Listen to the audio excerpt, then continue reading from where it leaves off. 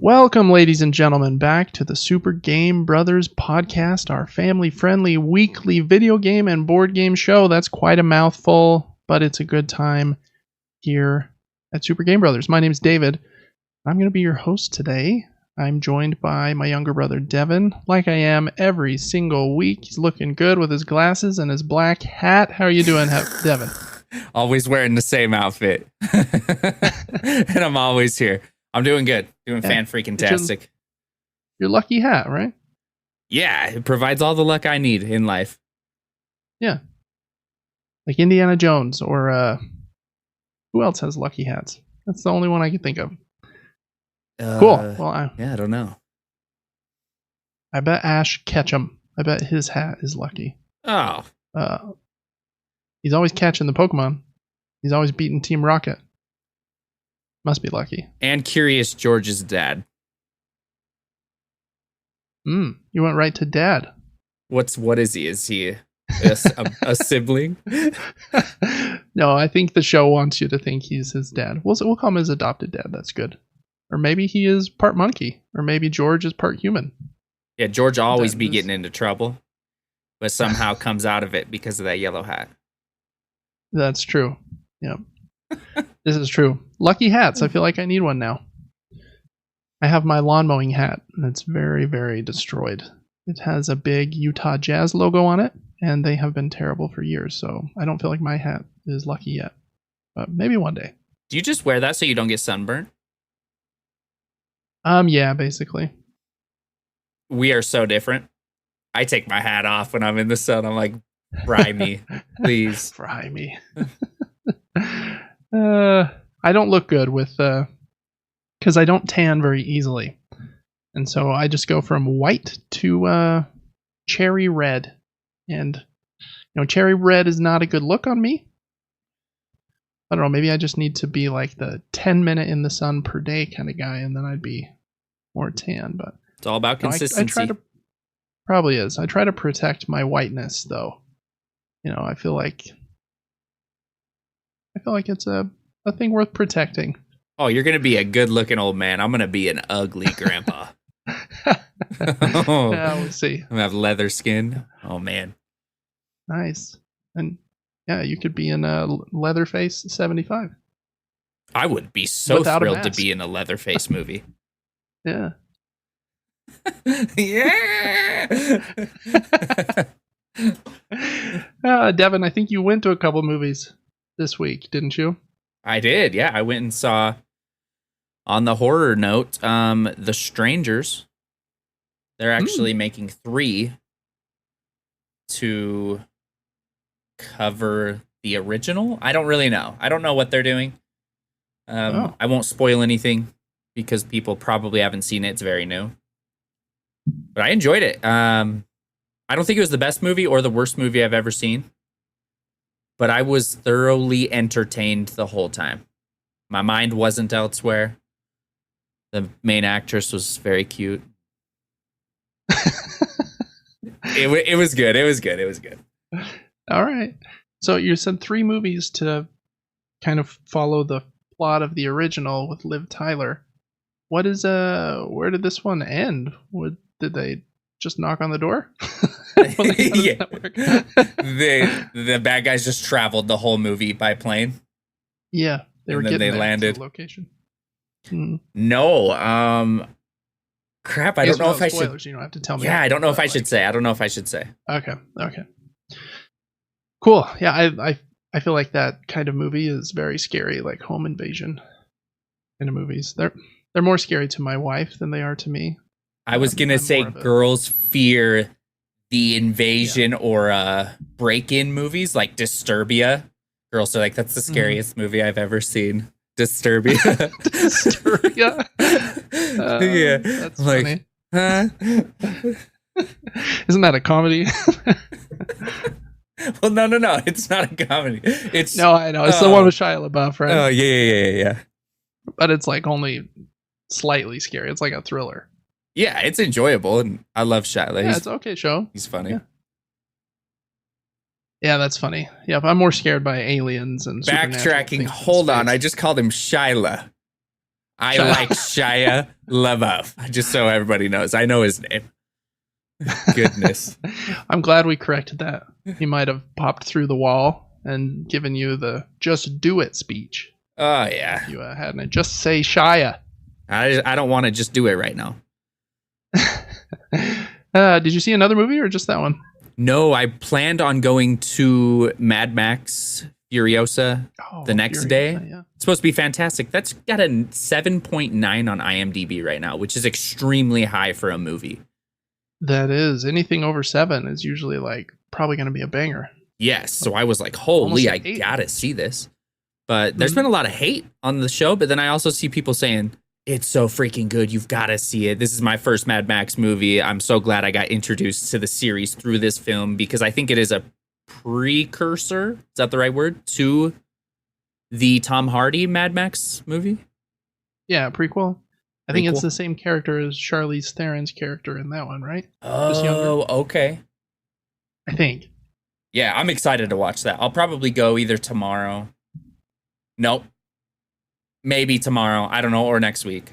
I have a lot of credit to the theater, so it's been free for me to go. Nice. You're rolling in there like a high roller. Swiping the gift card, swiping a soda and a popcorn. I swiped the gift card. I said, layer that popcorn with butter. No, you've got to layer it, though. Card at him. Yeah. No, I have like 4 gift cards on my theater account, and they all have like different amounts on them, so I had to keep like pulling up different barcodes to pay for everything. Oh, funny. Yeah. Cinemark or Megaplex? It was Cinemark. I'm actually starting to like Cinemark better. I never thought I'd say that. Ditto.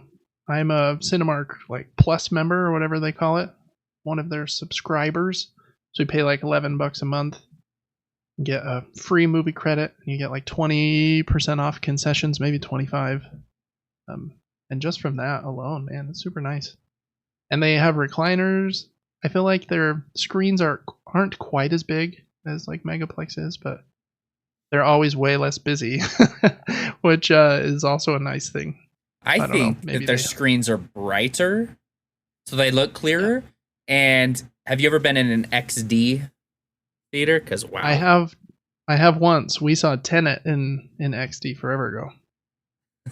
I went to Tenet in the theater, and I thought I was so funny.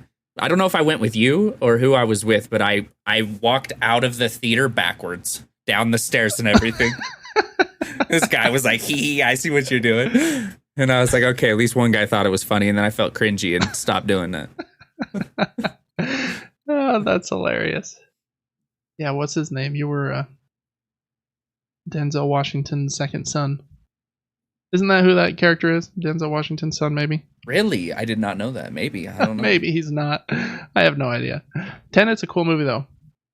But any movie by the wonderful Christopher Nolan is kind of a banger. So that is a good one. Cool. I haven't been to the movies in a while, but I want to get back.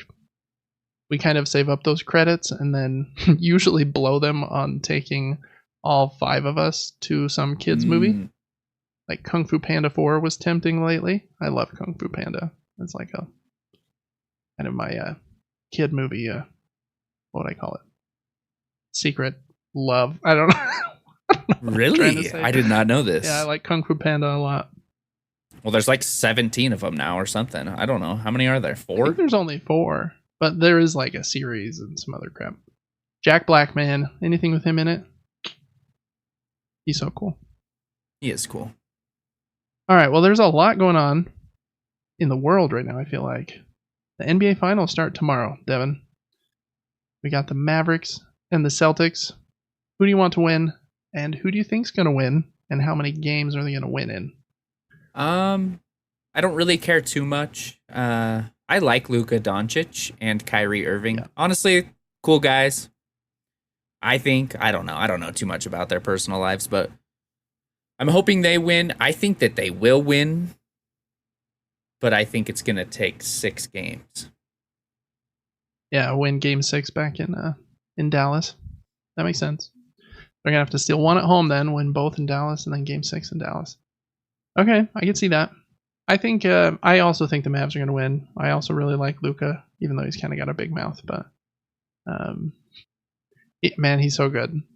And I love it when players can be like great at the sport without playing exactly like every other player does, because he plays so unique, like Jokic, but a guard.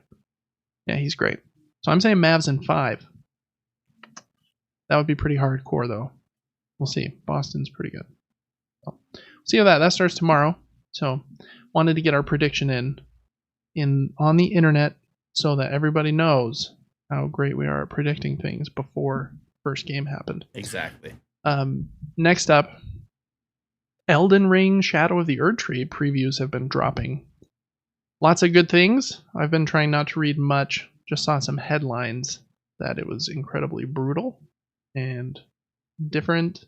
Had some new like fighting mechanics that you can use. I guess like martial arts and stuff. Yes. So I was going to ask if you've seen anything about that and what your hype level is like 2 weeks out from Shadow of the Erdtree. Super excited.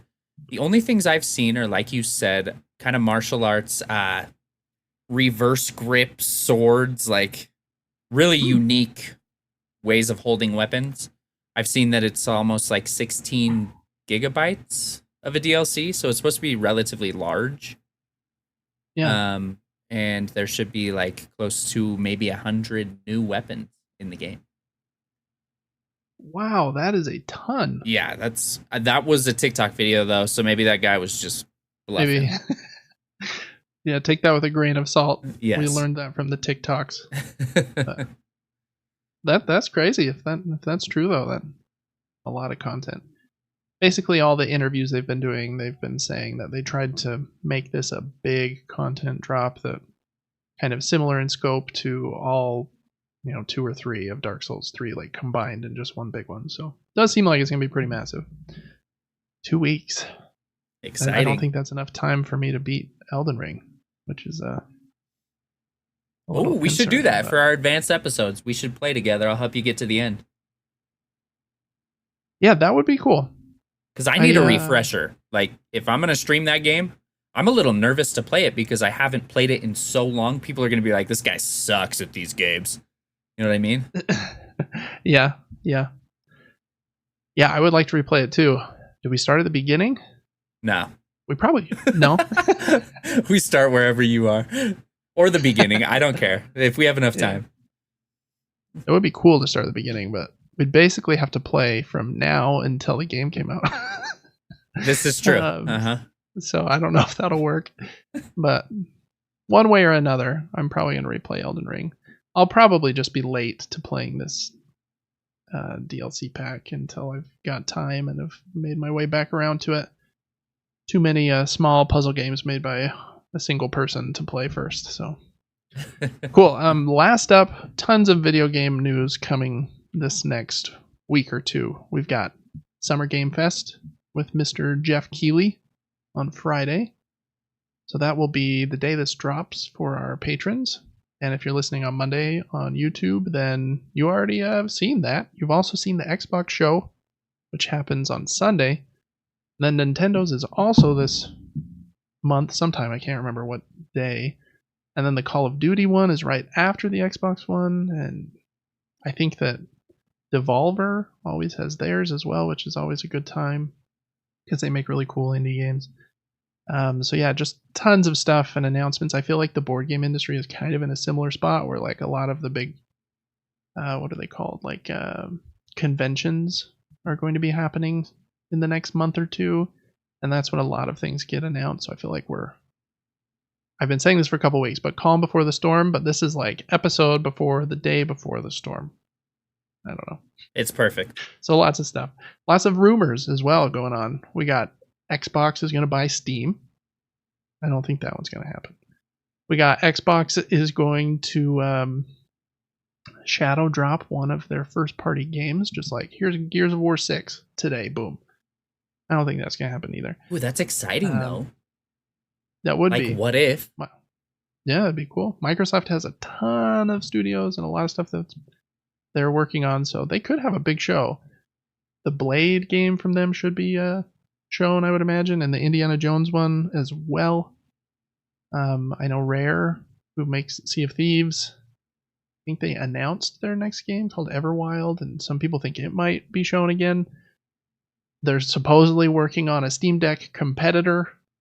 Everyone thinks that's going to be shown, and that there's going to be a new Doom game announced. So I don't know. It seems like their Sunday show is going to be pretty big, and Xbox needs a big pop right now. So it needs to be big. So Phil Spencer, who I know listens to this podcast every week. Love Phil. Yeah, Phil. He's the president of Microsoft Studios, I believe. He, yeah, you know what? Pull some extra things in there for your show on Sunday, Phil, just for me. Love it. So yeah, lots of stuff. I know Alan Wake 2 DLC is also rumored. There's this horror game that I think is being made by the creator of Silent Hill called Splitterhead. It's a terrible, weird name. Awesome. But it's about these. It's a horror game where like people's heads like kind of like split open and there's this like creature monster inside. That's supposed to be finally like gameplay shown. So should be some fun stuff this next week, which will make our next few episodes probably too long, but it'll be fun to talk about. So I wanted to real quick just give a couple just totally wild predictions for the shows that are going to happen in this next week. First one, I think this would be funny because I don't think it's ever happened before. Basically, Sony and Nintendo and Microsoft, they do not like mentioning each other, right? We pretend they don't exist, and that's kind of our marketing rule, is we don't mention them. Since Xbox has started releasing their games on PlayStation, it seems like kind of they could, yeah, I don't know, it seems like it's probably time for them to kind of acknowledge it. So I think they're going to announce a game, whatever that game is, Gears of War 6 or I don't know, something is coming to Xbox Series S and X and PC and either other platforms or PlayStation 5. So that would be a fun thing to see. That's my first one. And my second one is Pie in the Sky. The Shadow Drop that has been rumored as a first-party game is not a first-party game. Shadow Drop is for Hollow Knight Silksong, out right now, included with Game Pass. Boom. Be a big one. I'd be in Game Pass. I'd be all up in their top tier subscription. I would still buy it on PlayStation, but those are my two just pie in the sky things for this weekend. Anything that you're hoping that the PlayStation conference gods will deliver to you, Devin? I mean Bloodborne too. That would be nice. Yes, please. I mean, it was the coolest aesthetic in any video game ever. Best game ever. Best game I've ever played. Favorite game. So good. We need a Bloodborne 2. Or just a we need a second one. I don't really care to play the first one in 60 frames. I will. I need a sequel, but I don't think that's happening. Yeah, they've got to be doing something with it. They know everybody loves it. Unfortunately, Sony just had their summer presentation. Oh, so I needed to guess an Xbox thing? It's just something that could be the summer. I mean, technically, you could be right. Sony has usually had a presence at Jeff Keighley's events, so they could announce something on Friday. If Bloodborne 2 is at this Summer Game Fest on Friday, we're going to clip this segment out, send it to somebody influential, President Biden, and then, he'll know that you should be the next president because you have perfect prediction skills. I want to be the president. Yeah, that's what we want. That's how it works. You go right from podcast and streaming, playing video games, to leading the largest, I don't know. You know how overwhelmed I'd be being president? Oh, yeah. Oh, man. Don't make me do that. I don't want to do that. That is not a reward. That's a punishment for me. I think that The president makes like $400,000 a year. I'll be president. I believe. Yep. I'm down. Here's the kicker. I believe that they also make that much per year for the rest of their life after they're done being president. I'm pretty sure that's true. I might have just pulled that out of nowhere, but so Devin, I think you have to be 40 or 45 maybe to be president. So right when you're 45, pull that off, and then you could have some pretty good money for till you're 90. That sounds nice. Cool. I'm trying to think of a prediction for Xbox, and I don't know. I don't know Xbox well enough. Let me think. They own Bethesda, right? Love so Bethesda. Anything there? They are we going to see a new smidget? Smidget isn't a word, but a new tease from Elder Scrolls 6? Probably not. I hope so, but I would rather it be Fallout 5. Yeah, that's not happening though. Probably not. Probably not. Nope. Yeah, and then they've got like the Halo team and the Gears of War team, and what else do they own? They own Obsidian, who I think is doing the Outer Worlds too, maybe? I can't remember if that's been announced. Anyways, who knows? It'll be fun to watch. We'll talk about what happened on those shows later. Here at the beginning of the show, just want to do a quick call out to our Patreon. That's how you can directly support us, help the show to continue into the future. We also try to give you as much content and cool perks over there as possible to really try and earn your dollars. And, I think that we have a really good value.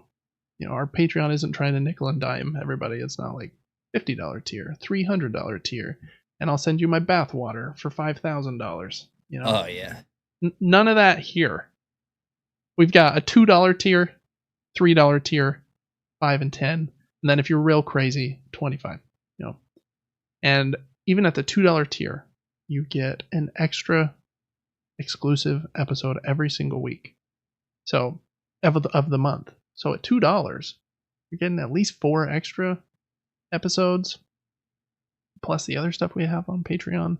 At $3, you can write into the show. We got some cool inquiries this week that we're going to end the show with. So just so much good stuff over there. Check us out on Patreon at patreon.com/SuperGameBrothers. Really appreciate you there. You can also just follow us totally for free on Patreon.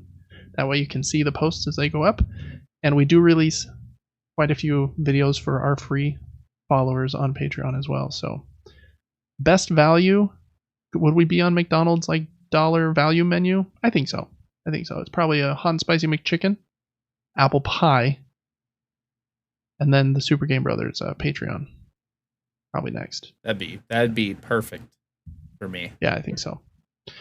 All right, well, we're going to get right into it because there's a bit to cover this week with the News Mini Nuke. News Mini Nuke, we go over kind of the smaller announcements and things that have happened this last week before we get into what we've been playing, and then the news proper, and then we'll end the show with some listener questions. News Mini Nuke. First, we're going to start with some game announcements and trailers. First one, I'm very excited about this one. There's a card game by the company Roxley. They make really good games with like really solid art. The art in this game is by Manny Tremblay, who I think designed and did the art for Dice Throne, one of my very favorite games. Anyways, this game is Radlands. I've got it here just so you can see it. Radlands is a super, super awesome 2-player card game. Kind of, we talked about Furiosa just a second ago. Has Mad Max vibes to it. You Borderlands. have to protect your 3 camps by playing these crazy characters in front of them. Really awesome game. If you like games like Magic the Gathering, Pokemon, things like that, but don't want to deal with buying like booster packs, you can get Radlands for like $20 in this tiny little box. And there's a lot going on in here. And this thing I'm going to talk about is the only extra thing you can buy, unless you were really crazy and wanted to buy like a playmat or like some deluxe components. But Radlands is getting an expansion. It's going to be the first and last expansion. It's called Cult of the Chrome. Or of Chrome, not of the Chrome. Cult of Chrome. And it looks really cool. They haven't released very much about it other than a couple pieces of artwork, but the designer did kind of release a statement on what his intentions with it were, and they've released some verbiage here. So I'm going to read this little quote. They said, quote, "This high-octane expansion introduces 32 new camps that bring devastating combos, clutch play, and endless replayability for the aspiring Radlands Dieselhead. This pack also features 10 rebalanced replacement camps to shift your existing copy of Radlands into high gear." So one of the big rules that he had for this expansion was he wanted to make sure it also fit in the box. So, love that. And the camps are kind of the main bit of variability in the game. At the beginning of the game, you shuffle some of them and then give some to your opponent, and you get some. I think you each get 6, and then you choose 3 of them. And each camp has a special ability, and how those combo together is like really cool. So just kind of, I think it doubles the number of camps. So I'm really excited about that. I don't think it should be a very expensive expansion, at least for me, who has like the regular retail version of Radlands. There is like an ultra deluxe one where the cards aren't paper. They're made out of like PVC, so they can't be ruined with water, and comes with like these really nice play mats and stuff. I just have the regular $20 version, which is also super solid. So check out Radlands Cult of Chrome if you like that game. Next up, Tomba is being kind of re-released for the PlayStation 5. This was announced, I think, last year. Do you remember Tomba, Devin? I do not, but I see that it was a PS1 platformer. Oh, man. I remember playing a demo of Tomba on some demo disc. You play as this funky dude with pink hair, and the like cover has you hucking some pigs around or something, and it's a platformer, and there's just some funky pigs and creatures in there. I haven't played the full game, but I'm really excited to try it again. They've announced a date for it. It's coming out on August 1st. I hope this will be a game that's included in PS Plus Premium, since that most of their PlayStation Classics or the PlayStation 1 have been included there. So that would be cool, since I pay them a butt ton of money. Yeah, is that ringing any bells, Devin? The Tomba? I'm watching gameplay, and I feel like slightly for some reason. Okay. But I could just be like wanting to be part of the cool kids. I don't know. No, I'm not one of the cool Tomba kids, since I haven't played it. I think there was even a Tomba 2, but anyways, Tomba kind of has a cult following, I believe. So August 1st for that one. Next up was a really kind of an indie-ish looking game. It's called Paris Belle Epoch. It's coming to Switch, PlayStation, Xbox, and Steam. And it's kind of a 2D stealth game. I thought the art was really cool. The gameplay, at least in the trailer, looks a little stiff and like halfway. I put mid in the document, trying to be a young, cool kid. But hopefully they can polish that up a little bit and it can be good. I like stealth games, and a 2D stealth game can work pretty well. At one point, the character was like hiding behind some tombstones from the police and stuff. So I don't know. It looks like it had some potential, but yeah, hopefully they can pull it to the finish line. Next up, Octopath Traveler is a pretty famous game that came out quite a few years ago. Octopath Traveler 2. Probably like the worst name, in my opinion. Like, what the heck? Anyways, the second one came out a couple years ago too. I think these games have only been on Switch, and I think the first one is maybe on Xbox. Neither one has been on PlayStation. Seems like it is finally going to be. It's been rated for PlayStation in Taiwan. So if you've wanted to play Octopath Traveler and have a PlayStation, you can do so. The pixel art in that game is very cool, very pretty.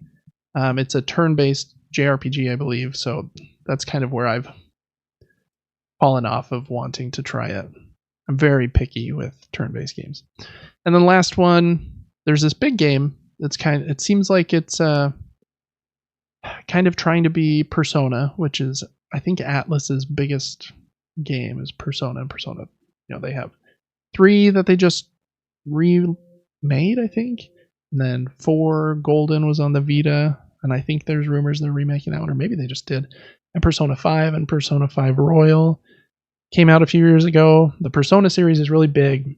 Excuse me. And I think this new game they're making is called Metaphor Refantasio.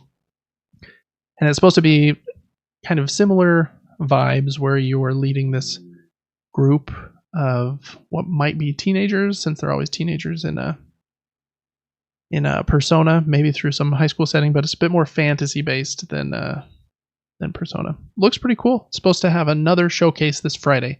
I guess it had one earlier in the year, so if you've been interested in that game, check out the other showcase for it that they've had. Those games are a little too long for me to try them, but I do like a long game occasionally, but I do need to try them someday. Only really heard good things about Persona, but haven't tried it yet. All right, that was the announcements. Next up are the free games for the week, and there really aren't any. We talked about the PlayStation Plus Essential Games last week. Just a quick refresher. Make sure you add these to your game library. You got SpongeBob SquarePants, The Cosmic Shake, AEW Fight Forever, and Streets of Rage 4. And really, other than that, there's only one more, because I think Xbox is holding theirs until their conference, it seems, because they usually would have announced some of the June's games by this point, but they really haven't. So we'll see if they announce some on Sunday. And Epic Game Store always has their free game. This week, again, it's got that mystery label on it instead of showing us what the game is going to be next week. I did find this. Can't speak today. I did find this website that has been correct in predicting what the game was going to be each of the 3 last weeks. I don't know how they know this, if they're scrubbing databases or if they know somebody that works at Epic or something, but the rumor is the new free one is Marvel's Midnight Suns, which I've really wanted to try, to be honest. It's supposed to be really good. It's got a strong 82 on OpenCritic. So make sure to add that to your library. And I hope you added Chivalry 2 last week, which, again, like I mentioned, was the rumored title. So cool stuff there. That is it for the free games. Now for the new games that came out this week. Again, super quiet on this front. Nobody wants to release their video games right here, where all of the news and the marketing is going to be around what was announced at either Sony State of Play or Xbox's Showcase or Nintendo Showcase or a Summer Games Fest. So not a lot coming out this week, but 2 games. First one is pretty big. Destiny 2, The Final Shape came out, I think, yesterday. Maybe 2 days ago. Yeah, I think it was yesterday on Tuesday. Some good things and bad things, it seems, coming from that release. As far as the number of concurrents, I saw one report saying that it was almost the highest that Destiny 2 had ever had. So it does seem like it's pulling a lot of people back in. So good for them and Bungie. And I think a lot of people have liked kind of the changes that they have put in place here for this kind of last hurrah. The bad news is, I think, much like Helldivers, they've had some technical issues where a lot of people haven't been able to get past the login screen. Ooh. Which can be a bummer for sure. Hopefully they get that ironed up pretty quickly. I know they released kind of an apology statement on Twitter or something. So anyways, bit of that. There's, I think also some of their cutscenes weren't triggering. So they had to release a tweet that said there's cutscenes after mission 1, 3, 4, and 9. And some of like the big Destiny streamers had that they didn't trigger for, like had to pull up a YouTube video to see what the cutscene was while they were playing. So they've had a few technical issues, but hopefully that will pass quickly. No reviews really for that yet. Games like that are hard to review and nail down, especially before launch, because they're kind of all about like the community events and the raids and stuff like that. So if you like Destiny, you probably know what you're getting yourself into, though. So, more Destiny. Then the other game is kind of a cool looking game. It was made by Ilphonic, I believe, who made the Predator game, which was, I think, a 3v1 game where 3 humans played against Predator. And like the Predator had his like invisibility powers. It came out like 4 or 5 years ago.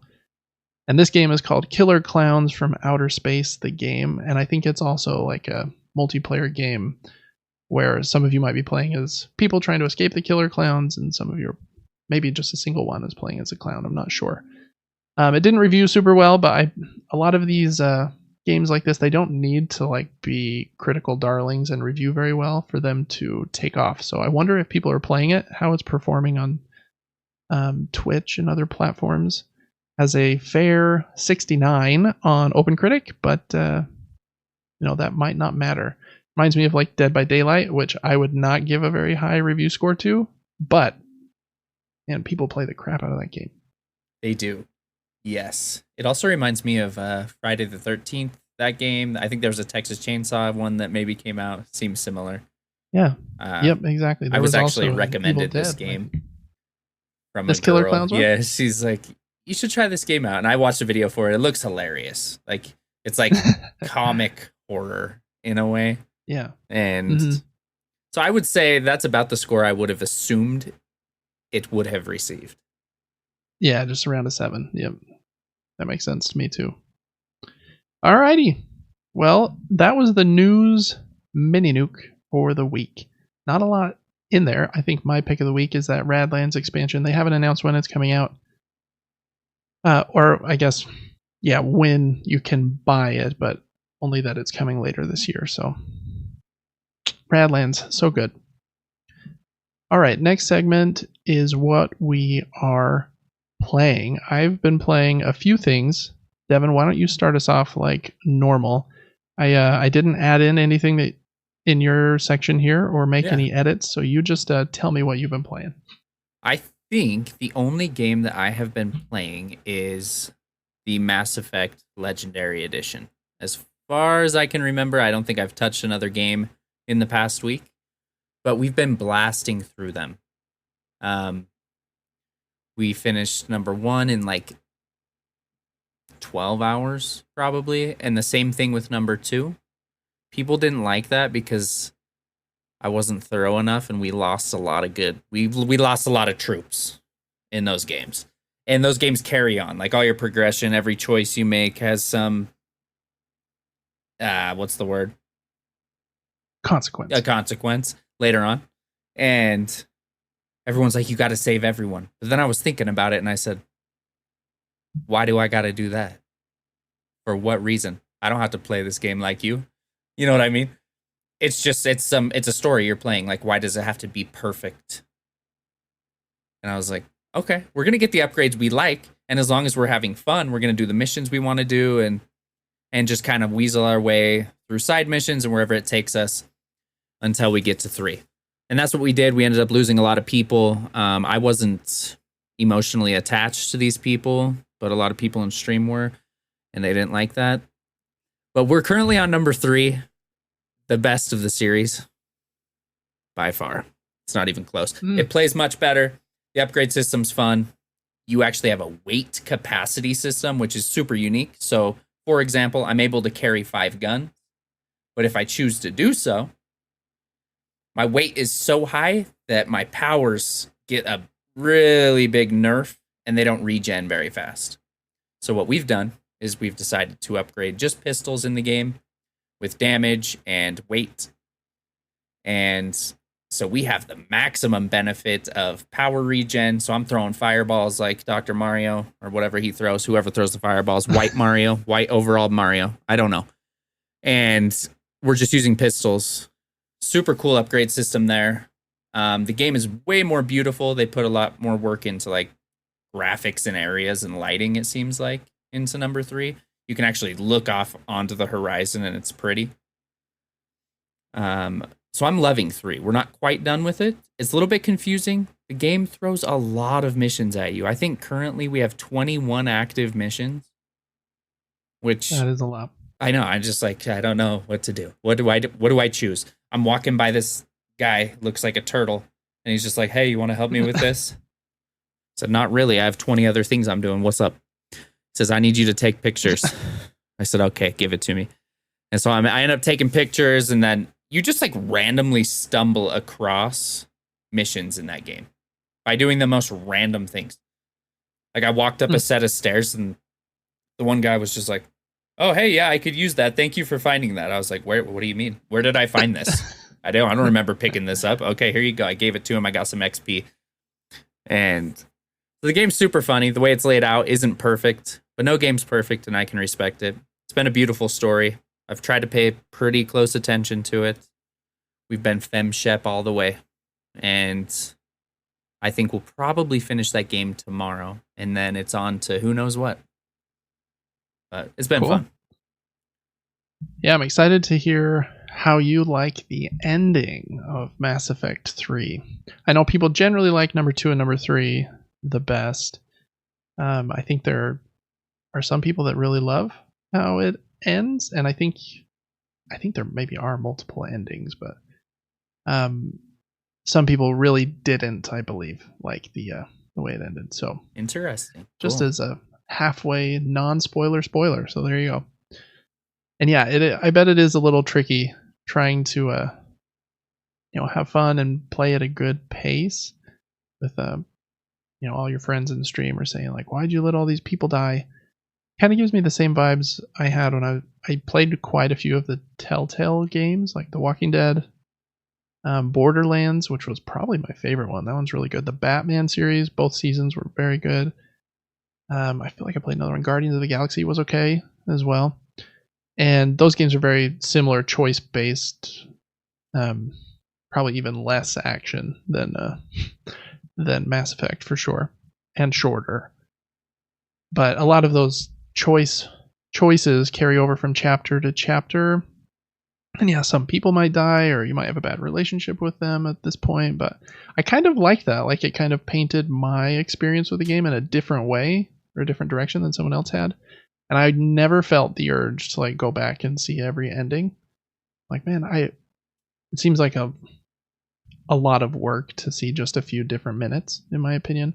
And like, I kind of like the experience I had because I made the decisions that I would have made. And so if I go back in and try to make the like other decisions, it's going to feel weird. Yeah, it's personal to you. That reminds me of the Dark Anthology games like Until Dawn and Man of Medan. Yeah, exactly. Those games, it's like I really didn't have a huge desire to go back in. And how long would it really take you without cheating to see every cutscene? Good luck. Yeah, for reals. And Until Dawn especially, I feel like there were a couple times where they had that little mini game where you had to hold the controller really still and keep the PlayStation light. And I swear I held still. But right at like the end of the game, one of the main characters like got her head ripped off because it said I didn't hold still, and I was like, oh man, I really wanted to save her. I feel like I was doing what I needed to. Mm-hmm. So that one was a little frustrating in that way. Those quick time events are sometimes tricky. I like it when I feel like I made the decision on something that happened, but when it was something like that didn't work very well, that was a bummer. Well, yeah, it's a weird thing. Like when a cutscene happens in a game, typically, I set my controller down, I take a drink, I get immersed in the cutscene. So I'm chugging my drink, right? And all of a sudden, out of nowhere, an alien grabs my arm, and if I don't push X within 1 second, I'm dead. I reach for my controller, punch the controller off the desk, and I'm dead.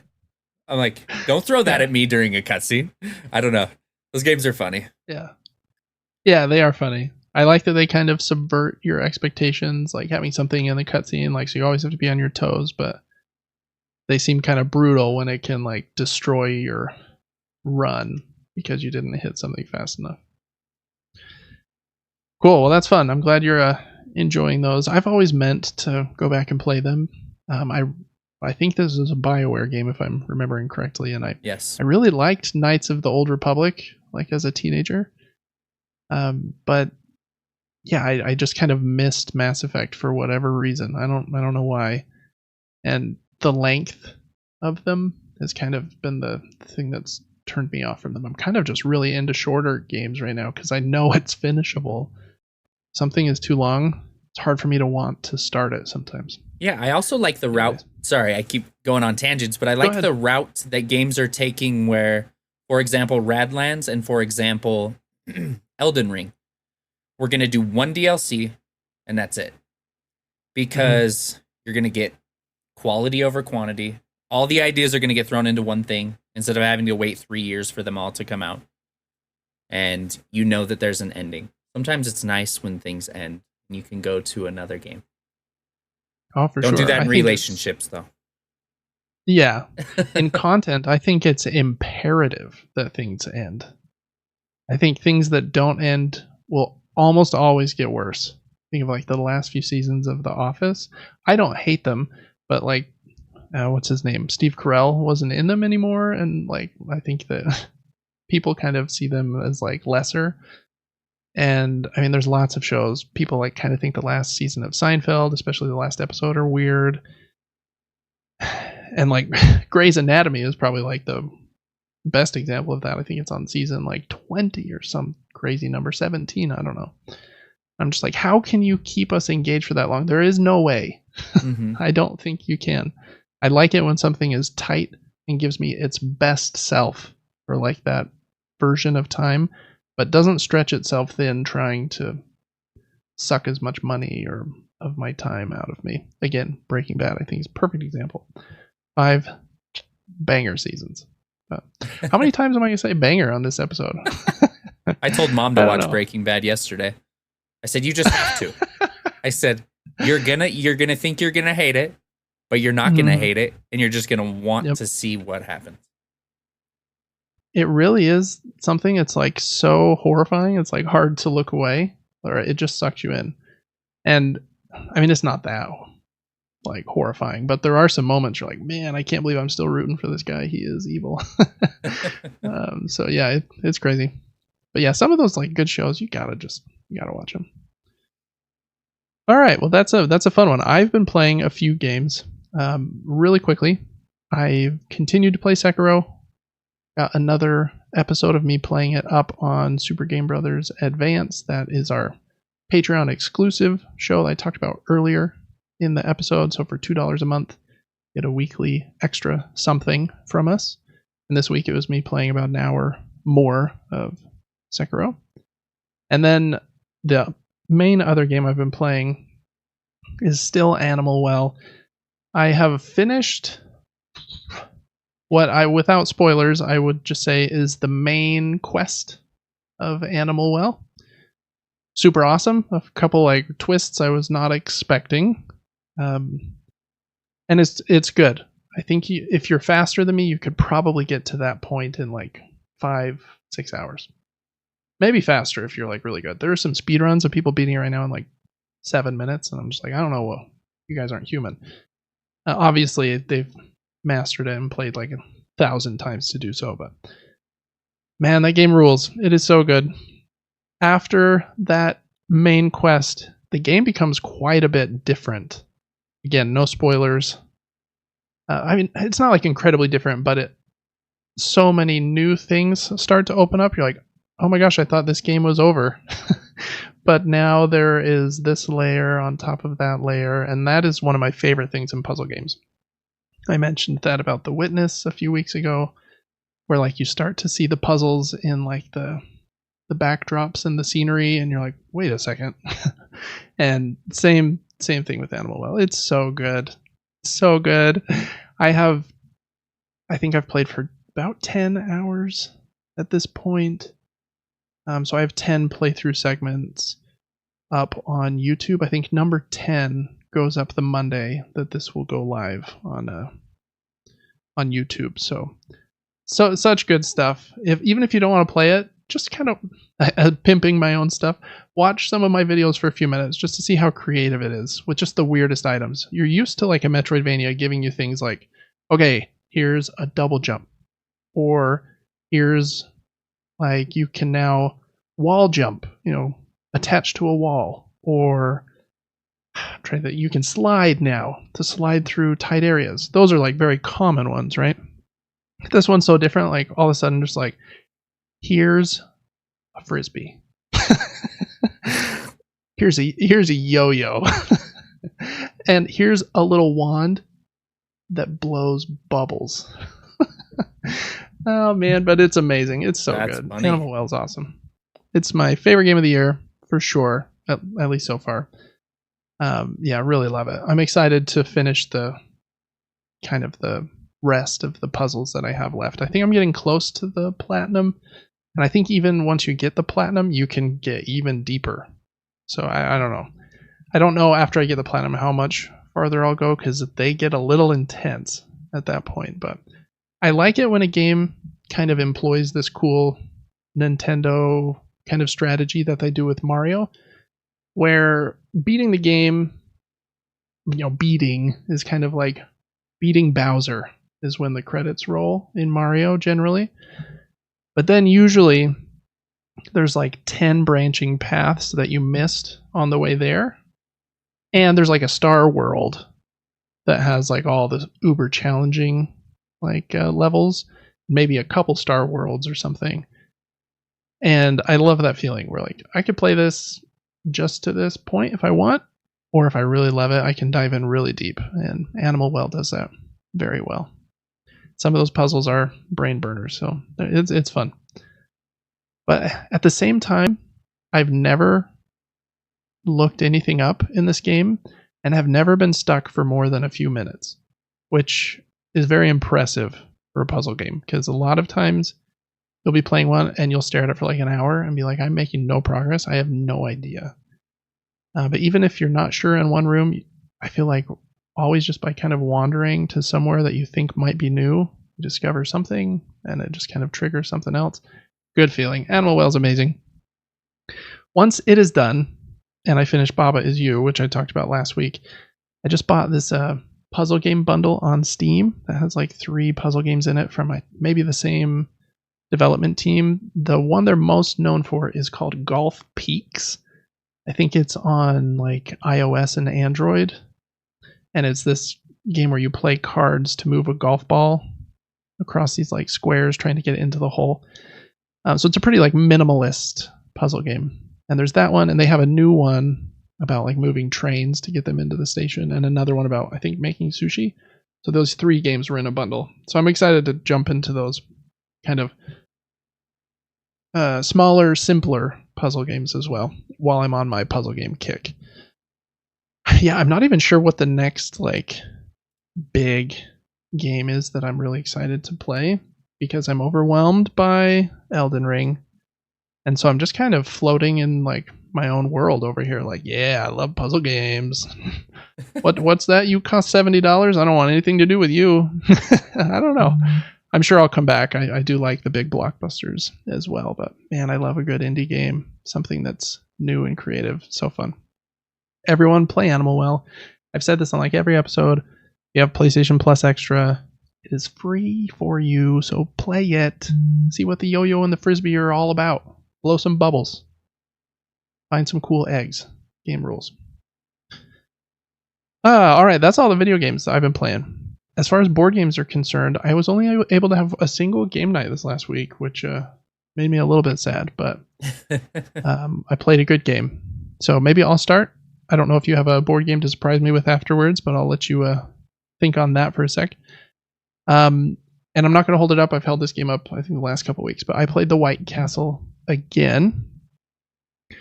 And yeah, really, really love this game still. I don't know that I have much more to say about it, but it's basically, you have 9 turns in the game, and in those 9 turns you're trying to get as many of your 15 clan members into this White Castle as possible. Your clan members are either courtiers that hang out in the castle, samurai that hang out in the training grounds, or gardeners that hang out by the bridges. And the game is pretty simple to play. It's dice drafting, so you take a die off one of the bridges, then place it somewhere on the board, and based on what number it is and where you placed it, you do some stuff. So it's pretty simple to play, but figuring out like the combo-tastic nature of it is not as simple. So it takes maybe a play or 2 until you really start to click with it. But once you do, and you're able to have a wicked turn where, I saved up some money and some pearls and some rice and some iron, and now I'm going to have a turn where I put 4 meeples out because this combos into this, which combos into this action, which lets me do this, and now I'm out of resources, but that turn was wicked. It's a good feeling. So the game's really great, especially for a game that at 2 players I think you could play in an hour. That's pretty short for like a medium weight Euro game. And even with 3 or 4, it's like 90 minutes. Might be 2 hours if you're slow or if it's your first time playing, but 90 minutes is a sweet spot for me. I think a game just starts to get good at about an hour, and so I need another 30 minutes before like I want it to end because I'm getting to the good part, Anyways, White Castle really rules. As another plug for my stuff, I've started doing board game reviews on my board game YouTube channel, Gaming Top Down, and I've done a review of the White Castle where I show the game, show how I store it in the box to make setup as easy as possible. I then go through not every rule, but I explain how to play the game, and then I go through my review steps. And it's kind of silly. My review, I use the David's framework since it's, my channel. I'll do what I want. The David's framework is I talk about the duration, how long the game take to play, the aesthetics, what's the game look like, the illustrations and artwork cool, the variability, is it the same game to game or does it feel different and fresh if I play again, how innovative it is. The game doesn't have to be innovative to be good, but if a game has a new idea, like that's way cool. The decision space, which is basically, do I get to make meaningful decisions or does the game kind of play itself because the moves are so obvious? Decision space, you want to have a good decision space. And then the smoothness is the S. So that's David's, that's my acronym. And I go through all, 6 of those things and then give a final score to my game, the game reviews over there. So got a review up for the White Castle if you want to check that out. Also have a review up for the other game I've been super high on lately, Sand, both from DeVere, the same company. So check those out over on my YouTube channel. I've got a game night tomorrow, so I'm excited to play some games then, and I'll probably play a little bit more over the weekend too. So hopefully some more good board games to talk about next week. Alrighty. That is what we've been playing, and the news mini nuke. So now we are at the news proper.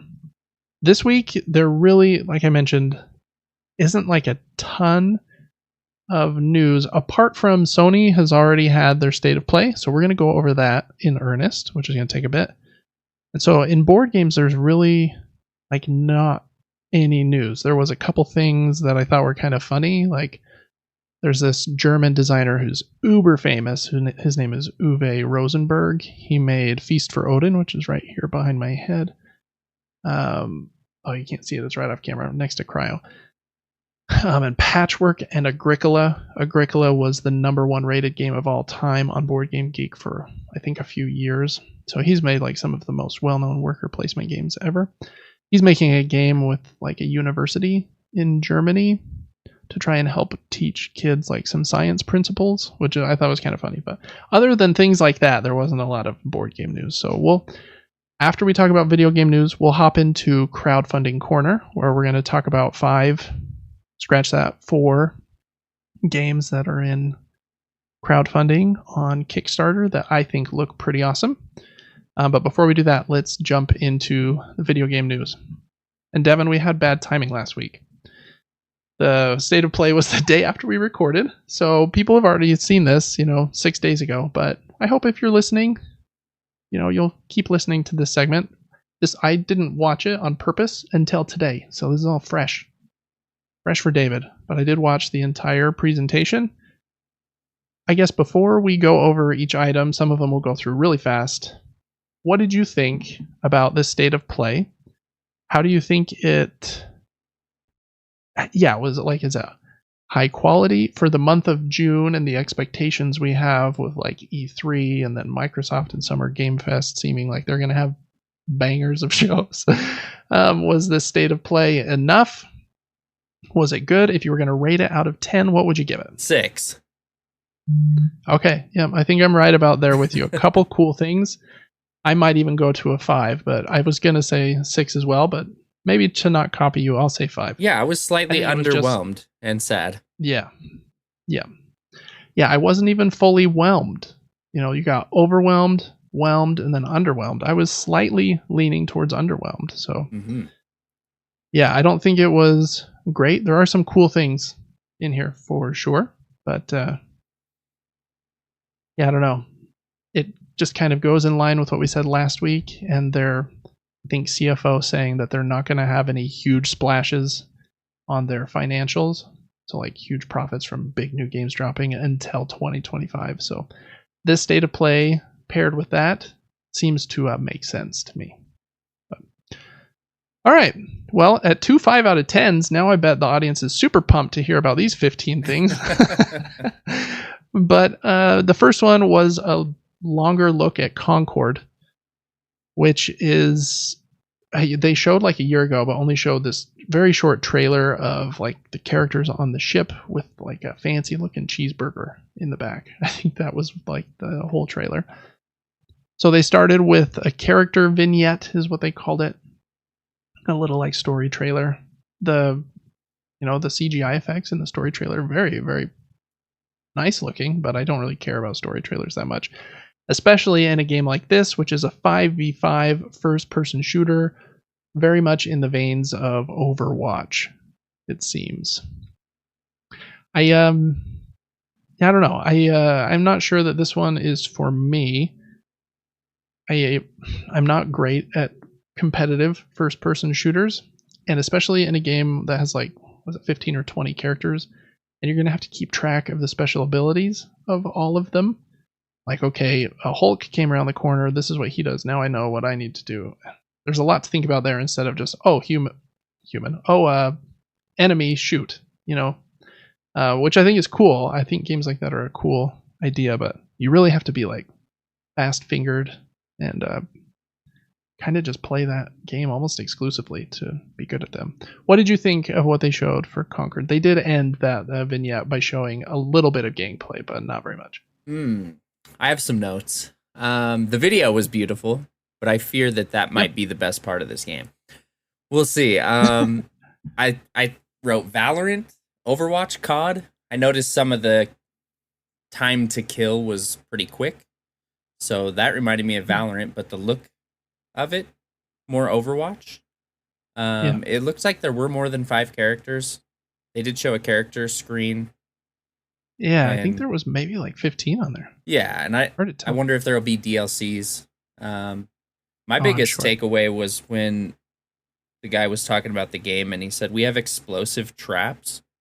So I wrote down, has anyone ever asked for riot shields or claymores in first-person shooter games? No, they haven't. Get them out. Nobody wants to run around a corner and get blown up by something you placed on a wall 2 minutes ago. You know what I'm saying? That is true. That reminds me of, running around in like Call of Duty. I don't know which one, Modern Warfare 2 or whatever, and those little claymores with the 2 red lines poking out of them. Uh-huh. And yeah, just because you ran around a corner. Yeah, that's not a fun feeling. Yeah, I also wrote, though, maybe could be super fun. Who knows? I don't want to hate on a game I've never played. If the special abilities are cool, then it could help with that. Like maybe you have a character that can see those mines like through walls or whatever, so he has to communicate a lot, like, hey, don't run in that door or do that. Yeah, that is so true. Hopefully there's some smart ways they can do things like that. But yeah, in Call of Duty especially, I hated those claymores. But then use the crap out of them because you get a lot of kills. Mm-hmm. So they were the worst. But everybody used them because you had to, if you didn't want your kill death ratio to be 0. Yeah, so I don't know. It looks okay. You can pre-order the game, I think now, and there's going to be a beta in July. If you pre-order the game, I think this is a cool feature. You get a beta key for yourself and 4 friends, which is a cool idea, kind of similar to like the what's that game where you play together and you do with the mom and dad that are getting a divorce. What's that game called? It Takes Two. It Takes Two. That game had the cool feature where if you bought it, you got a second copy for free that you could give to your friend so that they could then play it with you. So that is a cool feature. It is kind of weird. I guess before I say this weird thing, the game is launching on August 23rd on PC and PS5. Very cool. It's launching both places. That'll help it have more longevity. I think they've figured that out with Helldivers. Hey, if we launch this both places and it's good, it's going to sell like freaking crazy. 12 million copies, I think, is what Helldivers has sold so far. I thought this would be a free-to-play game. But just today, it seems to have leaked from the Australian PlayStation Network store that it's not. It's a $40 game that has a $60 version as well if you want like some costume packs. Costume is not the right word. Skin packs or whatever. So kind of interesting. I hope that this means that much like Helldivers, they will be lighter on the microtransactions and have the game be more fully fleshed out because I'm paying you up front for it. I'm sure that after Helldivers, they're seeing dollar signs like, okay, if we can sell 12 million copies at $40 each, that's a lot of money. But they've got to earn it. This can't feel like a game where I need to pay $1 a day to open loot packs, or else, that would be bad. So we'll see what that looks like. I do like the $40 price point, though. Yeah. I think that's a solid point. It makes it easier for you to get your friends to maybe try it out if you're really vibing with it. So I think that's a cool strategy. I just don't know if the game will be for me. Helldivers is unique in that, well, it's not unique, but since it's PvE, it's easier to like get your friends in. Like, yeah, we're just gonna shoot some giant bugs and laugh, and maybe have some adult beverages or whatever, and have a good time. Whereas this one is like, hey, do you want to lose to a bunch of 14-year-olds? But we'll hopefully have fun while we're losing. Come pay $40 and you can play with me. I don't know. I do think the aesthetics to it are kind of cool, even though it seems to me, I'm sure other people got these vibes too. It seems like a very blatant ripoff of Guardians of the Galaxy. Yeah, I thought so too. Did you get that vibe? Yes. Mm-hmm. Yeah. I mean, even the main character is like a guy without a plan, but he's cocky, knows what's going on. Then you got the female character, exactly Gamora, skeptical of everything, doesn't think the plan's going to work. Then you got the big buff guy right next to it who's like, what? Basically Drax. And then you got the robot dude who's just like, yeah, I'll suck that up. I can only say 3 words. I'm Groot. So I got those vibes like straight up. Yeah, that's crazy. So I don't know. I like Guardians of the Galaxy though, so those vibes, if they don't come off too cringy, I might be okay with them. We'll see. All right. After Concord, they showed something that basically everyone knew was coming. God of War Ragnarok's coming to PC on September 19th with a lot of PC features. Unlocked frame rates, super ultra wide, which I didn't know that was a thing. But I guess there's ultra wide and now super ultra wide support. And it will include the Valhalla DLC on September 19th. I think I already said that. But if you want to play God of War Ragnarok, it's an excellent game. Devin, did you finish that one on stream? I know you played it, but did you get... Oh, you didn't? What? Did you get to the thing I don't want to say on the air? Did you get to the twist? There is a twist. Like a Twizzler? You must not have gotten to the twist. Man, you need to finish that game. I don't know why, but I'm not... I didn't love the game as much as everyone told me I was going to. Really? That game plays in weird planes, okay? I can't move freely in a 360. It was either a straight run or a perfectly composed diagonal run. But the combat was really good. Like the fighting portion was dope. Yeah. It was like, okay, I know when to parry. I know when I need to dodge based on colors. The game was absolutely beautiful. The story was so good. I mean, honestly, I rate the game like an 8.5 out of 10. Like, I thought the game was cool, but I don't know. Yeah. Okay. Yeah, I agree, though. Kratos is definitely a bit rigid. He's not, like, moving around very freely. He feels like a buff old man. Like, oh, how do I move?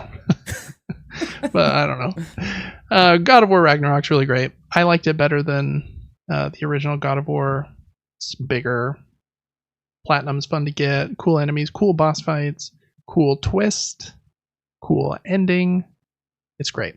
So check that out. Next one up, a game I care very little about, but I thought, kind of looked all right. It's called Dynasty Warriors Origins. There's been a lot of Dynasty Warriors games, basically where you play as some warrior who for some reason is stronger than everybody else, which I guess is very common in video games, actually, now that I think about it. But in this case, you like run out on a battlefield with 1,000 enemies and like swing your sword once, like Sauron. Yeah. Maybe I like this game now. But like Sauron, you swing your mace and 55 enemies fly. I may have just talked myself into buying this game because that does sound fun, actually. But I watching gameplay of these, there was like a Hyrule Warriors one where you could play as like Zelda characters. That was the closest to intriguing me into playing, but I don't know. I don't know that these games are for me. They're just kind of like a fun kind of power fantasy, in my opinion. But that's coming out in 2025 if you like Dynasty Warriors. Next one up has actually gotten a lot of buzz. Very unique looking game. It's an open world game with a little bit of platforming about taking pictures and getting new fashion outfits from a company called Intold Games. Nope, that's not right. Infold. It's an F, not a T. My bad. And the game is called Infinity Nikki. What did you think of the vibes of this one, Devin? I put Genshin and Nintendo had a baby. Yeah, I could see that. I couldn't tell if it was like a free-to-play gacha game like that, or if this is going to be a game that has a price tag, and it's really just about like having fun and gathering resources and crafting, kind of like Animal Crossing kind of vibes and like making cool outfits. If it's more in that camp, then I think it looks pretty unique and maybe fun. Yeah, I thought the art was honestly super, super cool. Yeah, I agree. I've got a quote here from the team. They said, quote, change into different outfits to fish, catch bugs with a net, or collect wool from sheep. With an in-depth gathering system, the materials Nikki finds will eventually be used to craft outfits. Whether you're in the meadow, frolicking among the flowers, or by the river, you can meet fascinating creatures, end quote. And that is kind of the vibe I got from it. It's just kind of like take pictures, make new cool dresses and outfits, and turn into a cat or meet some friends. I guess there's a beta test of it coming out in Q3, but other than that, they haven't said anything else about the game. So we'll see if it's a gacha game or not later. Next up, I thought this next one, from the trailer alone, had probably the coolest trailer in the whole state of play, in my opinion. We'll talk about it after we get through this quote and stuff, but it's called Ballad of Antara, and it's coming to PlayStation 5 next year in 2025. And it looked kind of like a Souls game, like these cool boss fights. I think this is the one that had those. Is this the game that had the boss fights? It looks like Sekiro boss fights on these like really big sprawling like plains. There were like, two games that kind of looked like Sekiro. That had that vibe. Mm-hmm. Yeah, and I can't remember if that was this one or if it was Where Winds Meet. One of the next ones we'll talk about. Yeah, and maybe it was that one. Oh, I think it is. I put a note there about very pretty boss fights. Okay, but this one also looked cool, like a Japanese Souls-like game. And then I was reading about it afterwards, and it's a free-to-play action RPG. The studio head, whose name is Yang, David, said Ballad of Antara is an action RPG. What? I don't know. I thought it was kind of funny. I'm sure that was wonderful. Funny, honestly. All right, reading the quote again. Ballad of Antara is an action RPG with multiple playable characters. These characters possess the power to traverse the two worlds of normalcy and unimaginable. We call them emissaries. Each emissary has its own unique class, gameplay capabilities, and enticing, mysterious story we want to tell. Finding and rallying these emissaries across the world, strengthening your forces, and discovering the truth behind the calamity of this land are your primary goals in Ballad of Antara. End of quote. So it sounds like it is a free-to-play gacha game like Genshin Impact, where you're doing a lot of roles, trying to get new characters who might have new move sets and stuff. The trailer looked very cool. It kind of had me. It tricked me. I was like, "Oh, cool! A Souls-like game that looks pretty solid." And maybe it will end up being that. We'll see. But my guess is it will lean really heavy into trying to steal $1.99 from me 55 times. Who knows? Okay, next up was their VR section of the showcase. I shouldn't say showcase, of the State of Play presentation. And they showed 2 games here. The first one was called Behemoth from Skydance Games. And it's from the team that I think made the Walking Dead Saints and Sinners games, which are pretty well regarded in the VR space. It looked pretty fun. You looked like Skyrim, kind of. You got your two arms floating out there, grabbing shields and swords and throwing arrows, all kinds of stuff to kill a lot of enemies in this fantasy world. Kind of looked like Gorn, if you've ever seen that. Kind of very violent and bloody as well. But then it did have these very giant monsters, kind of adding scale to it, where like one of them might try to step on you and it's 75 feet tall. And in VR, you can kind of see those depths. So it looked okay. Hopefully it's pretty solid. It's available this fall. And then the next one seems really cool if they can do it well, and very scary. They have shown so little of this. I think they've teased it twice, and both times the teasers were like 5 seconds long. I was so annoyed. When I figured out what this was, I was so excited. I said yes. I freaked out, and I got super engaged, and then showed me nothing. Yeah, very, very little. They like show the little tracker from Alien Isolation, and then like the thing's over. But this game was Alien Rogue Incursion, which is coming from 20th Century Games and Servios, who also makes very well regarded VR games. Holiday 2024. So this Christmas, Thanksgiving, November, December, might get pushed to early next year, like many games do. We'll see. Hopefully they can nail it, because that would be a cool and very scary VR game. But. All right, a couple more here before we get to the end, and end on something cool. We're flown down here in the 3 out of 10 range for a minute, but we do come back up to the 5 we mentioned. Next up was Marvel Rivals. It's a PvP shooter. I think it's also 5v5. Similar kind of Overwatch vibes to Concord, in my opinion. I don't think that it is coming out this year. Maybe it is. It's having a closed beta in July, and then I don't think it said when it was coming out.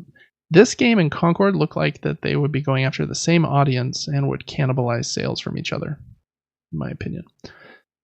But the Marvel characters in there looked kind of fun, running around as Venom, and like some of the moves he was doing, I was like, oh, that's actually kind of cool. I really like the character Venom. I think he's awesome. But I don't know. I'm a little marveled out. And this is like Marvel plus like a competitive shooter, so I'm not really sure. It could be cooler than Concord, or it could be more Marvel lame than Concord. What did you think about this one, Devin? I also thought it looked like Overwatch. The one mechanic I thought was cool is they showed a little bit that the map is breakable. For example, there's a bridge and then there's no bridge. So it could kind of change the fights game to game, which could be neat. And the character design and art was super cool. Like the Scarlet Witch looked freaking dope in that game. I was like, whoa. Yeah, the artwork was awesome. Yeah, just kind of piggybacking on your point, I think they mentioned that some of the deployable like weapons and shields and things like persist in the level from match to match if you're doing like a multi-match like a tournament or something. And so like if the map is different in the next round because there's all these things from the previous round kind of in them, which seemed like kind of a cool way to add some variability to the maps as well. And then they showed some like team up moves where if like Marvel characters, like I think Venom and Spider-Man did one, where if you're next to each other and you're on the same team, you can do some like ultra powerful move. I'm sure that's not like a new thing. Maybe that's in Overwatch, but those two things did look kind of cool as well. All right, next one. This is the one I was talking about earlier, Where Winds Meet. It's made by a company called Everstone Studio, and just looked like a series of like very cool looking Sekiro type boss fights. But it didn't say much other than it's in development for PS5. So very little known about it, but it looked very pretty. Yeah, the character looked just like the Sekiro character. Like almost identical. Yeah, very similar. I wrote giant koi fish, fast combat, parrying. It looked like parrying was involved, and unique bosses. There was a giant koi fish. Yeah.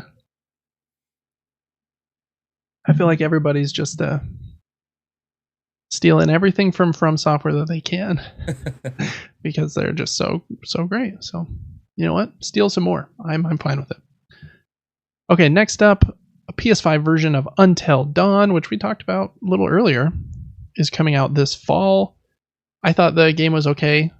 I didn't love it quite as much as some other people did. I thought it was a little too B-movie horror for me. I wanted it to try and be a little more like smart. There were a couple tiny twists, but I feel like they telegraphed them a little bit too much. And like I mentioned before, some of those quick time events were just didn't seem fair and kind of soured a few minutes of my playthrough. I'm like, I did not deserve to have that character die. But it's a pretty good game in that kind of genre, though, of like the horror game that you can play even with like a significant other or a bunch of friends sitting on the couch and just kind of pass the controller back and forth. Like, okay, you play for 15 minutes. Let's see if you can survive. And then you play for 15 minutes. I don't have that many friends to play that like that with. But if you did, you know, that sounds like it could be a good time. Next up, I don't know much about this game, but it looks like it's a Diablo-like, and it is a sequel to Path of Exile, the aptly named Path of Exile 2. It is getting early access in late 2024. I think this is a pretty big game. Like a lot of people play it and like it. I don't know much about it. It seems like I mentioned, very similar to Diablo. They showed couch co-op and cross-play and cross-progression. So I guess if you want to play on PlayStation and PC or somewhere else, you can progress both places. I don't know. I really liked Baldur's Gate like 15 years ago, like the second one. But I have never really jived very well with another game with kind of that camera angle. We have the same notes on this game. My notes say top-down Diablo-looking game. Baldur's Gate 2 was the only top-down game I really loved, and couch co-op is the only thing that might tempt me to try this. That's hilarious. I've actually hacked your computer, and I've been spying on you for months, so I was just reading your paper. But yeah, I don't know why either. I haven't tried like Diablo 4 or even Diablo 3, to be frank. And so maybe I would like them, but I again feel like that's a game that is best with, they specifically call it couch co-op. Where like I'm sitting in the same room with my friend and we're both playing. And maybe I just need more friends. Maybe that's what we're figuring out here. I need more friends to play Until Dawn and Path of Exile 2 with me, and then I would like those games better. I don't know. But if you're into that kind of thing, early access, late 2024. All right, 3 more. This was a big one that I think they had maybe said would be in this state of play. The Silent Hill 2 remake was shown, I think just a story trailer. Looked okay to me. I think there's been some discourse online that the like female character looks different than she did in the original game, I think. And I think some people were upset about that, but I thought it looked okay. I hope that the gameplay is solid and they take as much inspiration as they need from Resident Evil. Because, yeah, I don't know. Resident Evil's kind of got that on lock. They do. And speaking of making a character look the same, I don't know why that's a big deal. Like, Jill Valentine does not look like she did in the earlier Resident Evils. At all. That's true. And she got super pretty in one of those. I was like, oh, dang. But I'm excited to play this. I really am. Horror games are the best. I think that was the controversy, was that they thought the character was less pretty than the historical one. So I guess if it goes that direction, people are mad. Yeah, my only notes on this, though, horror games are the best. Love them so much, so I will be playing this. Also, expected the graphics to be slightly better. They didn't look that good to me. Ditto. Mm-hmm. I'll need to look this up. Maybe it's coming to PlayStation 4 as well. I don't think it is. I think it's just PlayStation 5. But yeah, I kind of agreed. I thought it's hard to know with Silent Hill because they add like so much fog. I'm like, okay, does this game look like a little weird just because there's so much like fog everywhere? Or are the graphics like just a tiny bit underwhelming? Couldn't tell. That game is October 8th. So good time for Halloween. Hopefully it will be good. I really, I don't know. Bloober Team, I don't know why Konami gave them Silent Hill 2, one of like the most well-regarded psychological horror games of all time. No offense to those guys. I hope they're wonderful. And I hope this game is a 10 out of 10 banger. Yeah. But they made the medium, and like I think this game called like Basement Bear or something, and I don't know, they haven't made great stuff sometimes. So anyways, last two were kind of big ones. The newest Monster Hunter game was shown. It's called Monster Hunter Wilds. I know very little about Monster Hunter, so I did some Googling, and I think Wilds is the next mainline game. So this is after, what was the last one? Monster Hunter World, which had like the Iceborne expansion, I think. Yeah, so this is the next mainline game, at least, because they do like some side games as well. They had like Monster Hunter Rise for Switch, I believe, that did come to PlayStation 4, but the graphics weren't very good because it was like a Switch first, like kind of side game. This is a mainline game, it seems. Some cool monsters. I feel like I could get into this game because it's a fun idea. Yeah. But I don't know. I've also heard they're very grindy, and that like you fight the same boss like tons of times, hoping for like, okay, what are they gonna drop this time? And hopefully it's what I need to like make this legendary weapon. And I'm not like all about that grind. But I don't know. Maybe it'll be really good. Some cool looking dudes here. Or monsters. I wrote down Chunky Frog. I liked the Chunky Frog licking the ground. And Big Bear Dude. Those were the two that stuck in my mind. So when you hear Chunky Frog and Big Bear Dude, and see those names in the credits and on the next trailer, know that they got them from me. Game comes out in 2025. Any thoughts on Monster Hunter Wilds, Devin? Great character design. Some of the characters they showed early on the boat, they were all wearing very unique outfits. The one had glasses. They just look super cool. They were riding around on a horse with a cat friend, and he was wearing a beanie. I was like, interesting. I love Capcom for a lot of reasons. Go Mega Man. I did see a gun. There was some sort of gun weapon. Really cool looking weapon. And last thing I'll say is I can grind a game like that. I mean, it reminds me of trying to get an exotic engram in Destiny 2. Go fight this boss for the 16th time, see if we can get this exotic weapon that just dropped. But I think that drops off for me if the game is not being played by a ton of people. Sometimes it's rewarding if all your friends are playing the game too, to go, heh, I just spent 30 hours to get that weapon and none of you have it. Yeah. But if no one else is playing it, the grind for me sometimes is like, what is the point? So I can write it in my notes app on my iPhone that I did this? But I'll probably play the game, honestly. Looks cool to me. Looked really pretty. Yeah. And the idea, again, is very cool. Like, go out with all your friends, and I think you have to, like, study and follow these monsters around to, like, try and figure out what their weaknesses are, and, like, go with very specific weapons to, like, kind of fight against those weaknesses.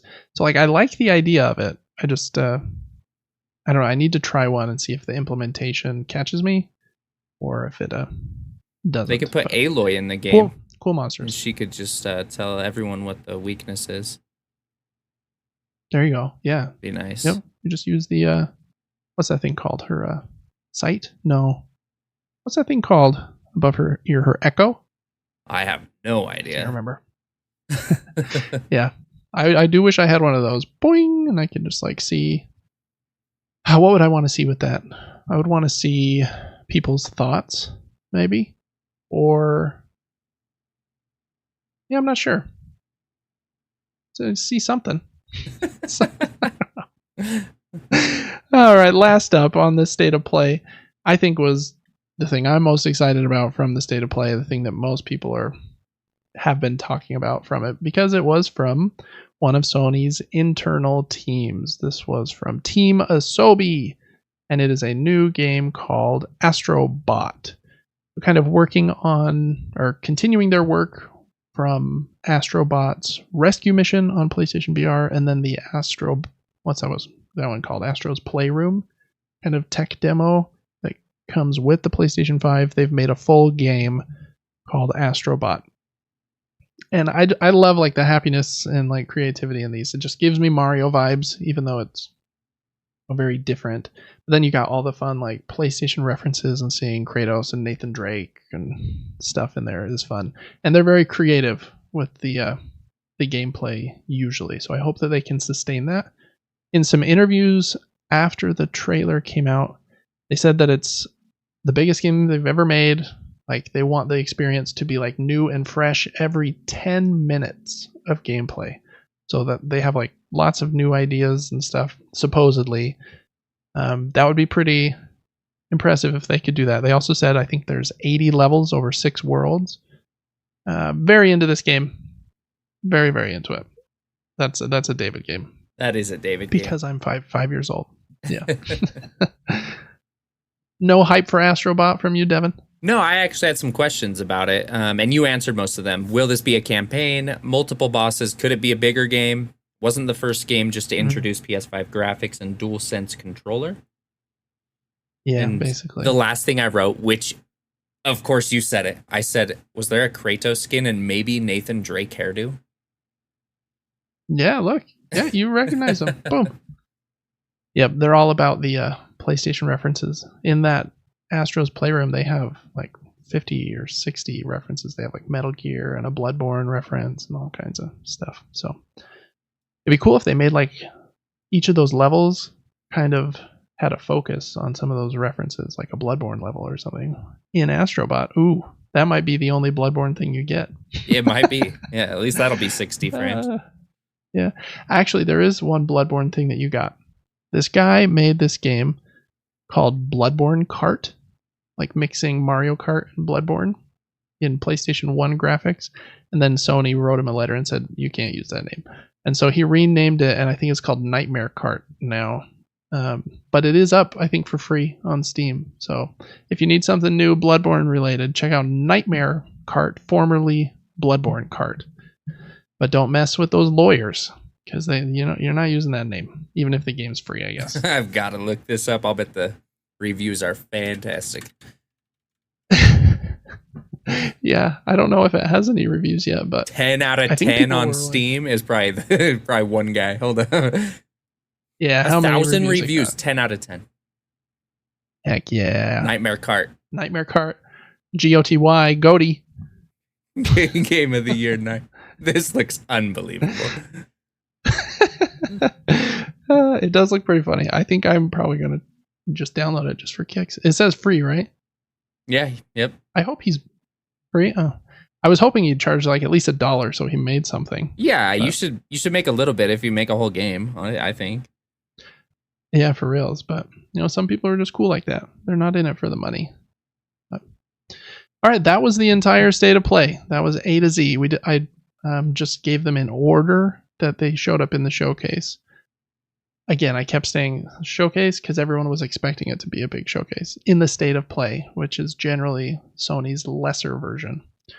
And yeah, I didn't think it was a great state of play. Maybe if this was a state of play buried in January or January, then it would have been like, okay, that was like fun. But this one right here, kind of with June starting, looking down the barrel of some other big press conferences.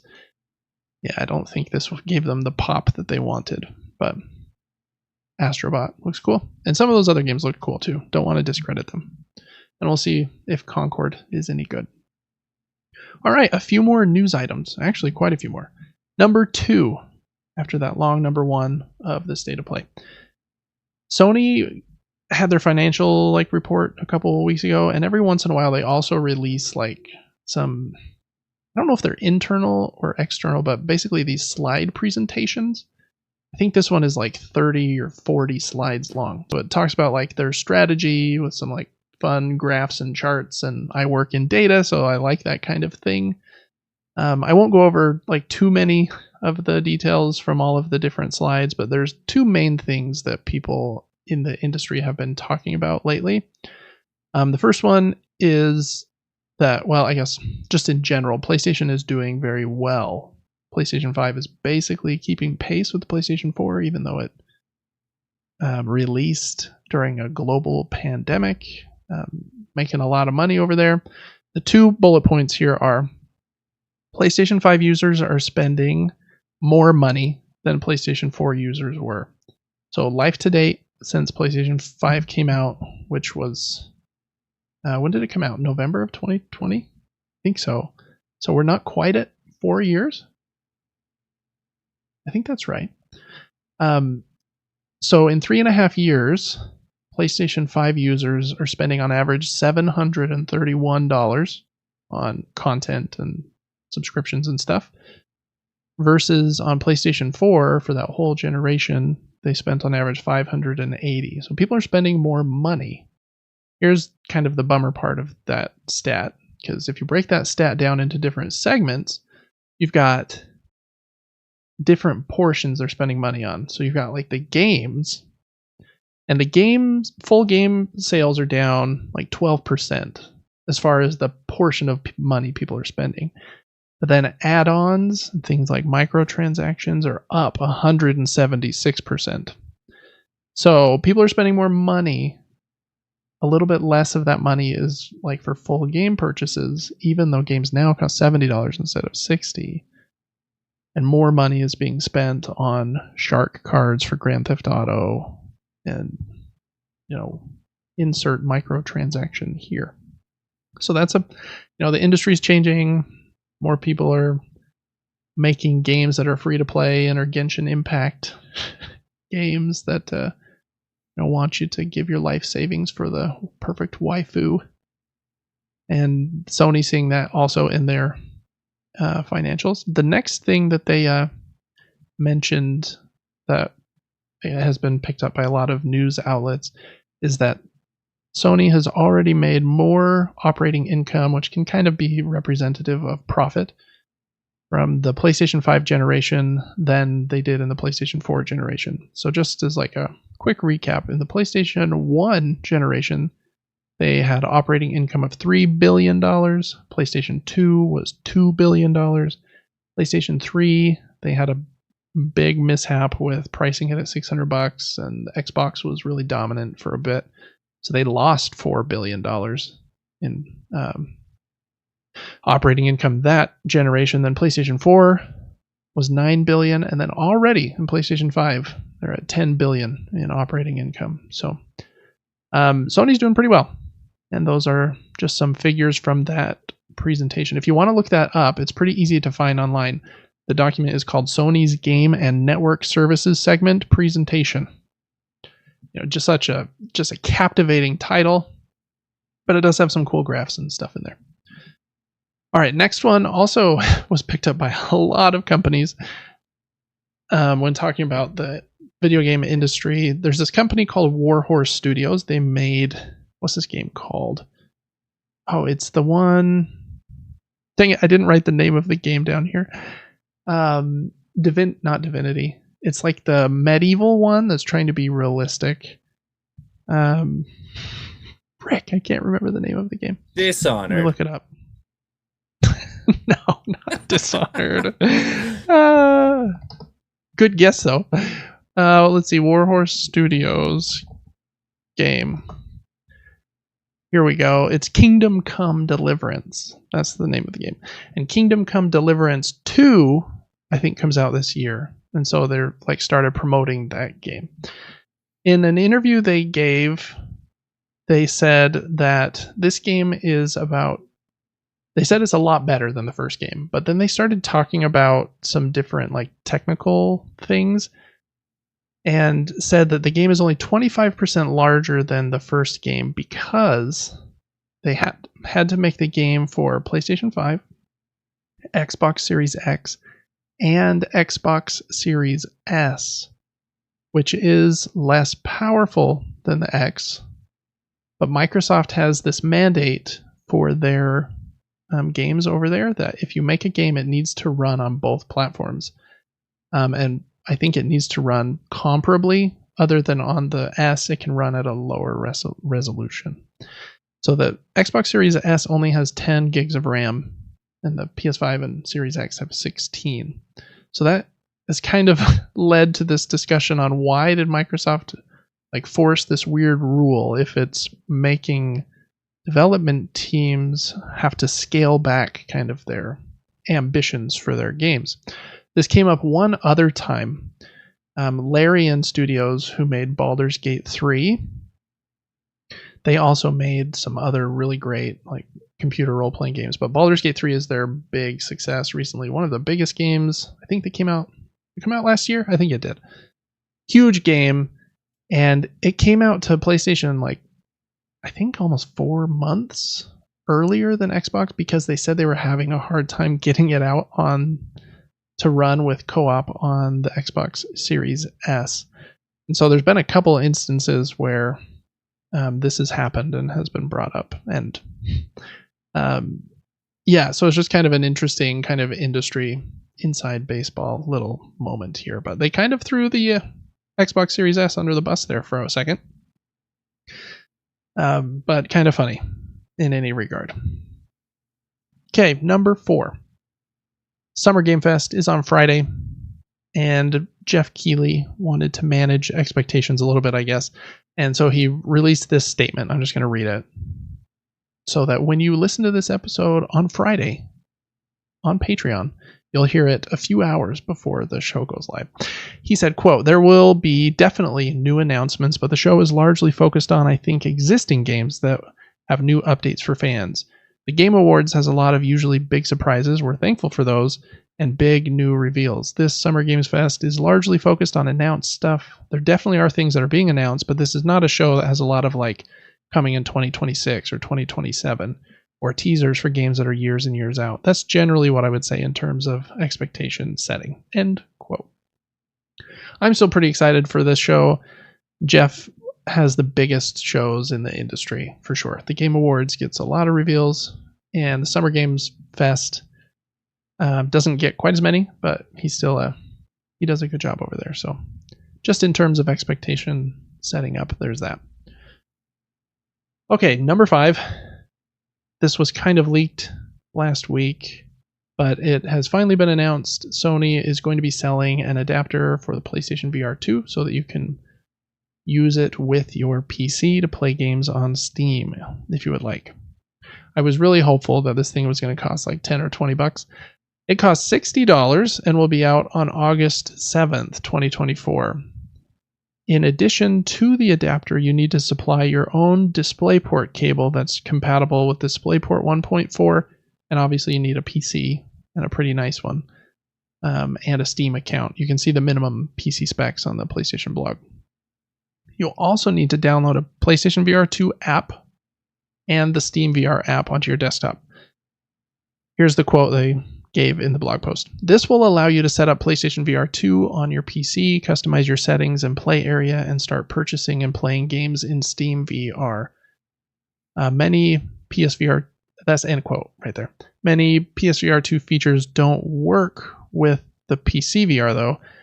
High dynamic range, the headset feedback, it actually kind of vibrates on your forehead. Eye tracking, the adaptive triggers on the controllers, and haptic feedback on the controllers don't work in PC VR, only when using the PlayStation 5. So they continue the quote here, quote, "While the most immersive way to experience PlayStation VR 2 gaming remains on PlayStation 5, we hope players will enjoy the ability to play an expanded lineup of VR games on PC using the same headset," end quote. Yeah, I don't know. Not a lot to say here. I wish the thing was cheaper. The PlayStation VR 2 is already $550. So I was hoping this thing could be $20. But from the pictures they supplied, it has kind of a brick or a box that you plug the PlayStation VR into, and then a couple cords come out the back of that brick into the PC, which reminded me of the original PlayStation VR's processing box. So there's probably more going on in this adapter than it seems. A bit of a bummer though that you can't use HDR and some of the other features. I know Sony's headset has kind of best in class foveated rendering and eye tracking and the haptic feedback in the controllers. So Would have been nice if that would have worked on PC as well, but I don't know if PC VR games have as much of a focus on that stuff as the PlayStation does. So anyways, if you have one of those and want to play VR on your PC, you can do so in August 7th. Next one up, Baldur's Gate 3, which we talked about a few minutes ago, is getting modding in September, which is probably a big deal for them. The tools to create mods will only be available on PC. Quote, limitations in place on some platforms mean that while you will be able to browse, install, and use player-created mods, the official modding tools themselves will not be available to those playing on console. PC players will have access to the Baldur's Gate 3 toolkit to create their own mods, and an internal curation process will determine which of these mods becomes available for those on console, end of quote. Basically, Sony and Microsoft, just they don't want naked mods on their platform, which makes sense. They're a lot more curated than Steam, which is basically like you can put anything here if you want. So that makes sense. But modding coming to that game, I think, will be awesome for that game's longevity. Man, that game's been huge. Huge. Next one's a bummer. I'm very bummed about this one. I think you will be too. Little Nightmares 3 has been delayed to next year. Not much more to say about that, but they said they will show more of the game later this summer. So kind of a good news, bad news thing there. And number 8, I already mentioned these actually. This was about Bungie's Final Shape, good and bad, about the issues they had with launch. We're going to skip that one. Number 9, last one in video game news. And then we're cruising along here. We've got movie and TV show news. First up, we have some announcements from Craig Mazin and Neil Druckmann about HBO's The Last of Us Season 2. The high-level details are Season 2 is going to be 7 episodes long. The first season was 8, I believe. And the second season will not be even close to including the entire story of the game, which kind of makes sense. The second game is huge, way longer, has much more going on with 3 times as many characters and storylines to keep track of. There's a couple quotes here. Greg Mazin said, quote, the story material that we got from part 2 of the game is way more than the story material that was in the first game. So part of what we had to do from the start was figure out how to tell that story across seasons. When you do that, you look for natural breakpoints. And as we laid it out this season, the natural breakpoint felt like it came after 7 episodes. He continued then, we don't think that we're going to be able to tell the story even within 2 seasons, meaning seasons 2 and 3, because we're taking our time and go down interesting pathways, which we did a little bit in season 1 too. We feel like it's almost assuredly going to be the case that as long as people keep watching and we can keep making more television, season 3 will be significantly longer, and indeed the story may require season 4, end quote. This makes sense. I think it makes it seem like the big moment from the early part of that game is probably going to be the closing episode of season 2, I think is what I would guess there then. And they'll just spend a little bit more time with some of those people involved. Cool stuff, though, that they're going to be making, what seems like 3 or 4 episodes, unless the quality just falls off a cliff and people stop watching. But I think it was HBO's most watched show right after Game of Thrones, the House of the Dragon or whatever. So I don't think HBO is going to cancel it unless something goes horribly, horribly wrong. Any excitement for that show, Devin? Oh, absolutely. I think if they're going to drag it on for a bunch of seasons, I'm honestly down. More content. Me too. I kind of wish that they would just make again, I always say this goes back to my, Peter Jackson and the Lord of the Rings. Make all the seasons at one time. Film them all. Now that this is going to be a huge show. Film the entire thing. Make season 2 35 episodes. Whatever you need to do. But they'll probably be able to get more subscriptions out of people for a longer time frame if they're able to break it up this way. And it's probably less risky, I would imagine. if they wait to greenlight season 3 until season 2 has good numbers, etc., etc. So I'm sure that they just want to be safe, but be ballsy, be brave here. There was another rumor. Actually, I think it's a report. I don't remember which site did the reporting, but I guess Sony has The Last of Us Part 2 ready for PC. I guess the port is done and has been for more than 6 months. They're just sitting on it, waiting for the right time to release it. It seems like the right time to release that would be early next year, right before the show probably comes out. Okay, a couple more TV and news things. The Ghost of Tsushima movie. It seems like it's still quite a ways out, but a character or an actor, his name is Hiroyuki Sanada, and he's in talks to play a role in the Ghost of Tsushima movie. He is a star in FX's show Shogun, which I haven't seen, but I think I've heard is supposed to be pretty good. So he looks like he would be a good fit for the uncle character, just based on the way that he looks, but maybe they have a different idea for him. We'll see. I really hope the actor that played the villain in Ghost of Tsushima, they should just have him play the villain in the Ghost of Tsushima movie. I think he's also in Glee or something. I don't remember him from anything else. I think so. Maybe I'm wrong, but I'm pretty sure it was that guy. Next up, Yakuza is a pretty big video game series, kind of like Japan's version of Grand Theft Auto, but much more silly. It has probably 10 games at this point, maybe even more. One of the more recent ones was called a Yakuza Like a Dragon, I think. And I guess Amazon has a Yakuza show coming out. It's called Like a Dragon Yakuza, and it's coming to Amazon Prime on October 24th.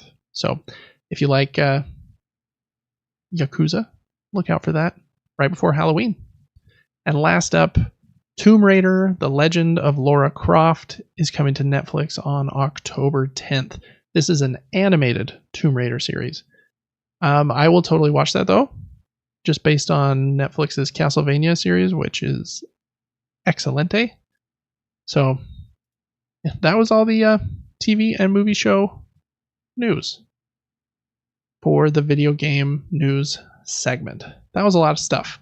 State of Play had a lot of things, and I think it was good to go over, each one of them there. So that was the video game news for this week. There's going to be a lot next week because of Summer Games Fest and the Xbox Showcase, and some of those Xbox games might already be announced for PlayStation as of next episode, or they will come to PlayStation one day in the future. We'll see. All right, like I mentioned earlier, in board game news, we're just going to jump right to Crowdfunding Corner before we get to our closing segment here. In Crowdfunding Corner, I have 4 games that I thought looked pretty awesome. The first one is called Yokai Septet, I think. Pocket Edition. This is a trick-taking game. I guess it's a pretty famous one. It's getting a reprint. It has really cool Japanese art, and I haven't played a ton of trick-taking games, probably, half a dozen. 6. I could have said 6. That's easier. 6 in one, half dozen in the other. Whatever. But I played Cat in the Box a couple of weeks ago, like I mentioned on the show, and so I'm kind of intrigued by them right now. And this one looks really cool. The idea with this one is I think there are 6 or 7 suits in the game, but each suit doesn't have the same values of numbers. So the red suit might have ace to 6, then the blue suit has 2 to 7, and the black suit has 3 to 8. And so some of the suits are just kind of stronger because they have higher numbers associated with them, which was interesting. And then the way you play is also interesting. You're trying to win these how are they called? Boss yokai cards. And if you win a certain number of them between you and your teammate, because you play in teams, then you win. But if you and your teammate win 7 tricks before you win or get the 4 boss cards, then you lose. So you're got to be careful with winning tricks. I don't know. Kind of a unique spin on trick taking. It's on Kickstarter until June 20th, and it comes in a very small box. So I'm definitely going to check that one out. I didn't look at shipping or anything for that one, but I hope that it's reasonable because that's one I've got my eye on. Next one up is a game from, what's their name? Elf Creek Games, maybe? They have a game that I have behind me right here, actually. It's called Honey Buzz, which I really like. They make games that are very good looking. That's the game, Devin, that has those really squishy, like nectar and honey pieces that we played, the economic game. This was their next game, Merchants of the Dark Road. I've wanted to get it for a while, but it's a little more complicated than Honey Buzz and a little bit more expensive. So I've just kind of been waiting, biding my time. And actually, it's a funny story. 2 days ago, it was on sale on this like board game deals Reddit that I follow for like $26, and it's like a $70 game. So I was like, oh man, I'm gonna buy it right now. And I was like, let me think about this for like half an hour. And I thought about it for like probably only 10 minutes and went back, and it was sold out. And I was like, oh dang it, I shouldn't have waited. I should have trusted my trigger finger to spend money instead of trying to be frugal. But anyways, this is a game about kind of moving around these different paths in this town to pick up goods and sell stuff. And it's getting an expansion in this Kickstarter campaign that Elf Creek is doing. And in the campaign, you can buy the deluxe version of Merchants of the Dark Road and the standard or deluxe version of this expansion. I just want the retail standard version because the deluxe version is like very expensive with like super crazy nice components, but I just think their like base level is such high quality anyways. That's still one I'm looking for. So I'm not going to back this one, but I'm probably going to buy this expansion at some point in the future. So just wanted to call it out. All right, next up is a game that I'm not even sure if I'm pronouncing correctly. Dabawala? Dabawala. Dabawala? I'm not sure. But it is a game from Queen Games in kind of their lighter family line, and I like the vibe of it. Basically, I guess in Mumbai, India is where the game takes place, and you play as like a bike deliverer who has this big like apparatus on the back of his bike so he can hold layers and layers of goods like milk and other things. And so in this game, you play in a few different phases. In the first phase, you have to plan how you're going to store everything on your bike by playing these cards that let you put these Tetris pieces on your bike, and you stack it many layers high. Kind of reminds me of Ship Shape in that way, which was another game with kind of that stacking element. Then, after everyone's all stacked up, you flip the main board over to the other side, and then start like the delivery phase where everyone will move around and deliver those goods, trying to make the most money from it. So I think it has a cool vibe and look, has this awesome like organization structure where the board kind of snaps into these like cardboard trays that hold all the components in like these organized cubed trays. So I don't know. I think it looks pretty solid. I need to check the shipping price, because I think they are overseas in Europe, so shipping to America can be a little brutal, but wanted to give that one a shout out because of the cool vibe.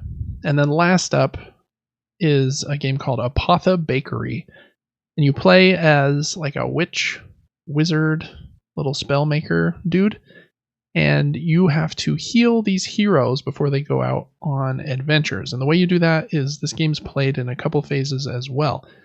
In the first phase, you will play your Fori cards out. A Fori is like a mixture between the word fairy and the word forage, I believe, because these like fairy-like creatures go out and forage for resources for you. And you get to decide, I think, how many cards and the strength of the cards you play in this phase. And depending on what you play will determine who chooses resources first. And it's not an unlimited supply, so choosing first can be very helpful. But the player that chooses first is a player with the lowest like initiative score from those cards. And so the person that chooses last will generally get more stuff, if there's stuff left. So it's a balance of trying to go first or trying to get more. So that part looks cool. And then you take those resources back and then you craft elixirs. And when you craft those elixirs, you do it by placing your hand in the appropriate elixir bag. and you pull out a tile, and most of the tiles are like perfect, good elixir. Some of them are like a lesser quality, and then very few, but a couple of them are failures. So like the elixir exploded and didn't work. And then you keep those in your like personal board. It has this nice little slot system where those elixir pieces just slot right in there. And then you use those elixirs to heal these heroes. The heroes will also like die if they're not healed in time, and their card flips over to this backside with this cute little black ghost. And it sounded like those ghosts, if you haven't healed the hero in time and they die, will curse like the game state, and so it becomes harder for, I'm not sure if it's just you, the person that should have healed them, or if it's every player, the entire play area is cursed. But I like those ideas about the card play at the beginning phase, and then trying to, it's kind of contract fulfillment, trying to fulfill those contracts to heal the heroes.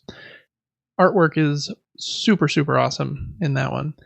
And I think it looks really solid. The game is in, I get these mixed up. It's either pounds or euros. I think it might be pounds since it's in Europe, and shipping to the US is a little brutal on this one. The range they put is $25 to $29. So you just got to add that on top of your pledge, which is a little rough. But it looks so good, I'm tempted. So those are the 4 games that I thought looked pretty solid in crowdfunding this week. I mean, there's a lot of good ones. There's like the 7th Citadel, the sequel to the 7th Continent, that's in crowdfunding. And next week we'll have a big one to talk about that I think you'll be interested in, Devin, because we've talked about Bloodborne a lot this episode, and this game seems to have basically like just lifted everything from Bloodborne. Ooh, I'm but we'll excited. talk about that one next week. Of these 4, what was your crowdfunding corner pick of the week? Apoth the Bakery is going to take number 1 for me. Ooh, because nice. of the art and the way that they presented that game and on Kickstarter. Yeah, it looks really nice. Those upgraded pieces too in the deluxe version being acrylic. Yeah. Man, that's tempting, but I think it's like 85 euros, and euro to dollar right now. Or maybe it's, I don't know what the heck. I don't know anything about the money anywhere else in the world, but the conversion ratio from whatever that is to dollars is not great. So it's like $100. Then I got to add the $30 in shipping. And then wait a year. Actually, I don't know when that one delivers. Maybe it delivers soon, but those are the 4 that look pretty solid this week. All right, last up, we are going to go over a few listener inquiries this week to close our show. You can also write into our show just by following us over on Patreon. At the $3 tier, you can submit questions, comments, and thoughts to this show and every show that we do every single week. I put a thread up on Patreon asking for questions. Submit them there, and I will read through them, and we'll decide which ones we want to talk about, and we save the rest, and we'll include them in future shows, or maybe on one-off shows where we just answer extra questions. So, again, not Super Game Brothers, patreon.com/Super Game Brothers to check us out and those perks over there. Today, we've got 4 questions. Oh, sorry, scratch that. We've got 3 questions. The first one is super quick and is just mainly for me. So I'm going to answer that one, and then we'll talk about the last 2 together. First one, user on Patreon named Do Better asked, David, have you ever thought of making tutorials for board games since they are very complex? Great question. I had thought about doing that. It's hard trying to decide what to focus on as like a board game, I don't know, YouTuber. It sounds weird to say because I just make not very many videos, but and I really enjoy playing games and then talking about them and kind of my experience covering them. And the amount of effort and B-roll that you need to make good instructional videos is hard. So I would need to film like my face at all times and have another camera to film like my hands and the gameplay. Then you need all kinds of stands and stuff to like stand up the cards. I need to think of very specific like teaching instructions that I want to film and how I'm going to frame those in the best order. And I could do that it would take a bit more thought and like planning. The issue is, and this is kind of a bummer to say, but there are a few board game or YouTube channels that focus on those things, on instructional videos, that do such a good job that I just know that I would not be able to like compete and replicate with them. And so what I want to do is focus more on like my playthroughs of the game, because that's like a unique thing to me. Like it's me playing the game and making decisions, and my opinions on the game, again, which is a unique thing to me. But learning the rules is like something that's not subjective. It's objective. And just objectively, I could not make as good of videos as Before You Play or Watch It Played. Watch It Played is probably the best. And they do an amazing job over there. So I had thought about it. I think for now I'll just stick to unboxings, which I think are very fun to like show the game when it's brand new. And playthroughs I think is also very fun, especially solo playthroughs, you know, show how the solo mode works and try some different strategies. I did that with my Sand playthroughs, tried 2 different strategies on the easy mode and medium difficulty there on the channel. And then I think I put a unique spin on my reviews in that I barely show my face at all, just like in the opening 30 seconds and the closing like minute. And the rest of the time I'm just showing the game and the pieces, which is a bit different.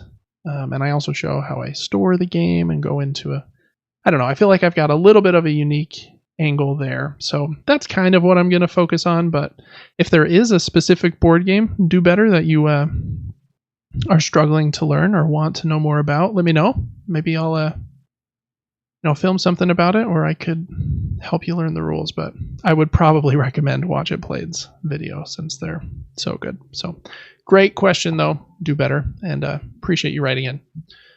And we've got one more question from you coming up, so that's not the last time you're going to hear Do Better's name. All right, next up, Devin. We've got a question from Alex here.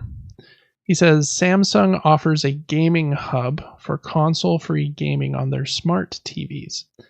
Is it any good or just corporate hype? So I'll kind of do a tiny bit of backdrop here, Devin, and then I'm going to ask you a question, and we'll see a very easy question. So the video game streaming is a difficult thing to do. Companies have tried it for a long time. There was like On Live a long time ago, and Gaikai came around a little bit after them, and Sony actually bought Gaikai for like $400 million or something, and then have kind of used their technology to build up their own streaming platform. If you have PlayStation Plus Premium, then you can stream a bunch of PlayStation 4 games and PlayStation 5 games.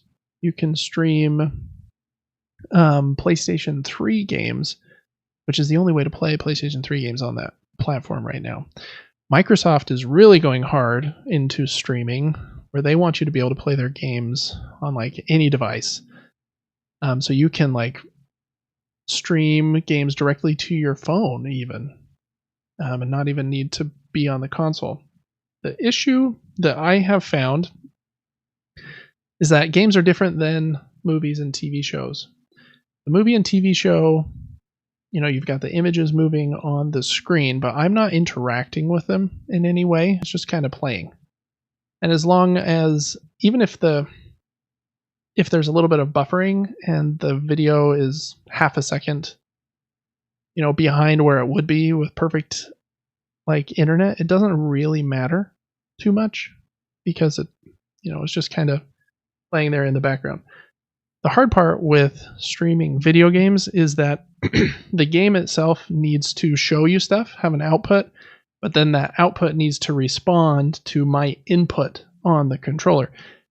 And so we get into the same dilemma we talked about last time with Starlink and the speed of light. Like, how fast can I get a signal from my controller to, let's just say, Microsoft's streaming hub in Denver, Colorado, which I don't even know, what's that, 300 miles away? How fast can I get my signal from my controller to there, that PC or whatever that's streaming me the game, to recognize this signal and then send me back the appropriate screen back to me. So that delay in the signal sending has always, at least in my opinion, created input lag when I've tried to play any streaming game. I've played probably 4 hours of streamed games, probably in total. I played a couple hours of an Oddworld game like a year ago. And I played Castlevania Lords of the Shadow, which is a PlayStation 3 game that I really want to try. I guess I could just buy it on my PlayStation 3, but it's like, hey, streaming thing's here. I want to try it anyways. And there's just enough input lag that like I notice because I'm really like, I don't feel like I'm uber sensitive to that. Devin would like super notice, I know. Because he has like a monitor that gets like sub 1 millisecond refresh rates to get like the very lowest so that you can just respond so quickly to things in like Rocket League and stuff. And feeling like a quarter of a second delay like from what I'm pressing, it really has made it hard for me to enjoy any games in that scenario. This gaming hub from Samsung is a pretty cool idea. I think they have a bunch of different partners. One of them is Xbox. Another one is NVIDIA GeForce Now, which I've actually heard really good things about NVIDIA's streaming.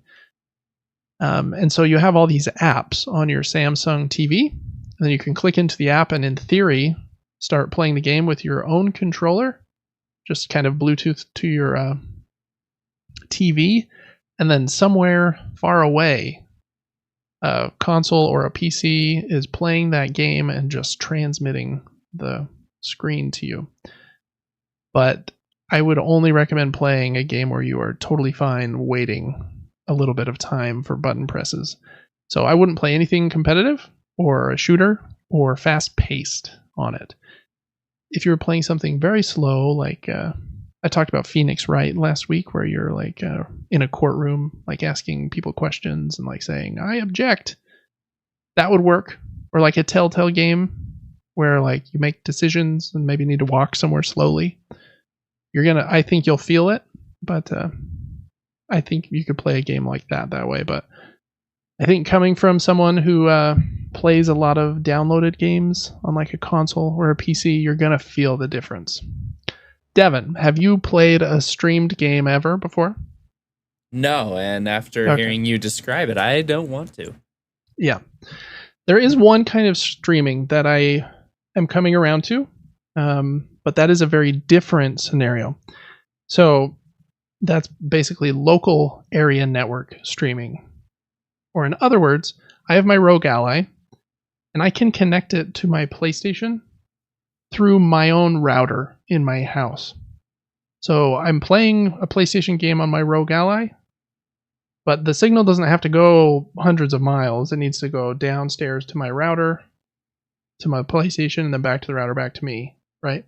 So just the distance is so much smaller that I have felt way less lag playing games that way. I do think that eventually they'll figure out ways to make it instantaneous, basically, and we won't be able to tell a difference. My guess is they'll have to cache some portion of the game, and then the TV will just respond.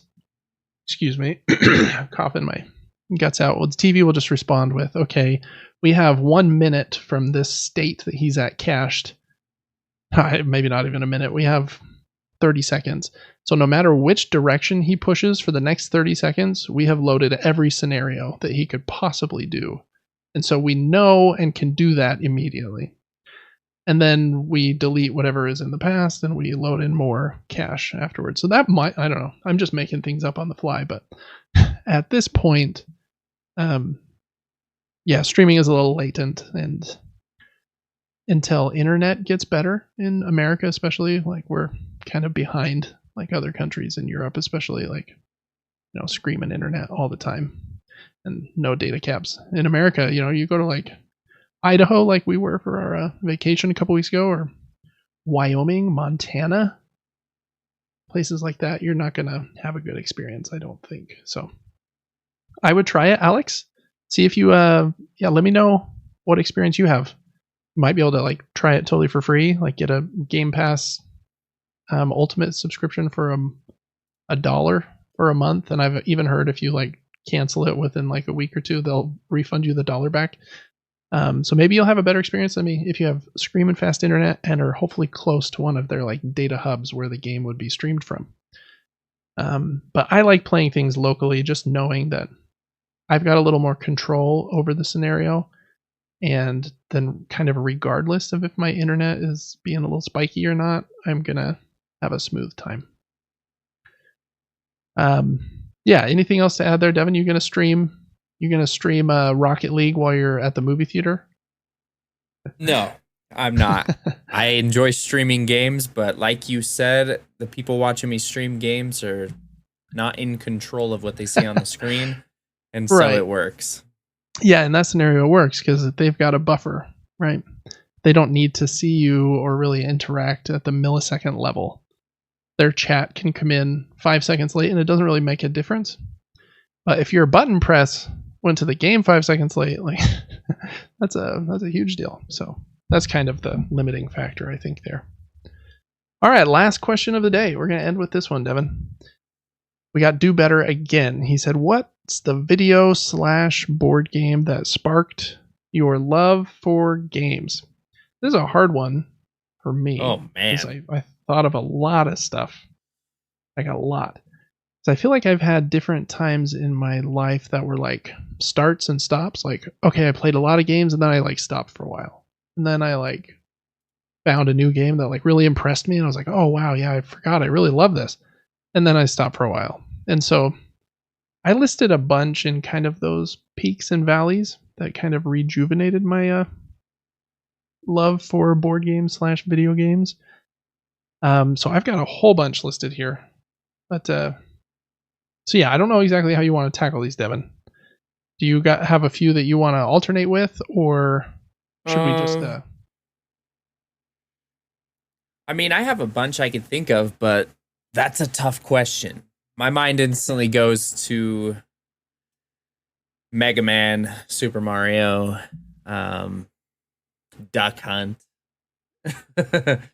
Very, very old games. Trying to think what else. Twisted Metal, Tekken. I mean, what else is there? I mean, there's so many games. Kirby's Adventure, Punch Out. Of course, mine are all video games. No, that's okay. My mind goes back to that time period too, and a lot of those games that you mentioned pop up for me. So growing up, we had an NES for a little bit. Then I think when I was like 5, we got a PlayStation 1 and I think a Super Nintendo or something. So the NES was like very brief, but we did have Duck Hunt and Super Mario Bros. For like a minute, and that was like a cool moment. Then I remember the day we got the PlayStation 1. I think we got Gex, Crash Bandicoot, and Pandemonium. Like those were like way influential. I remember seeing Crash Bandicoot for the first time at our uncle's house in Idaho. I was like, this is not a video game. Like, I was very surprised at it. I think it was a few months before Christmas before we got one. So like those were like really cool moments. And then a lot of Super Nintendo. I feel like that was kind of my favorite system.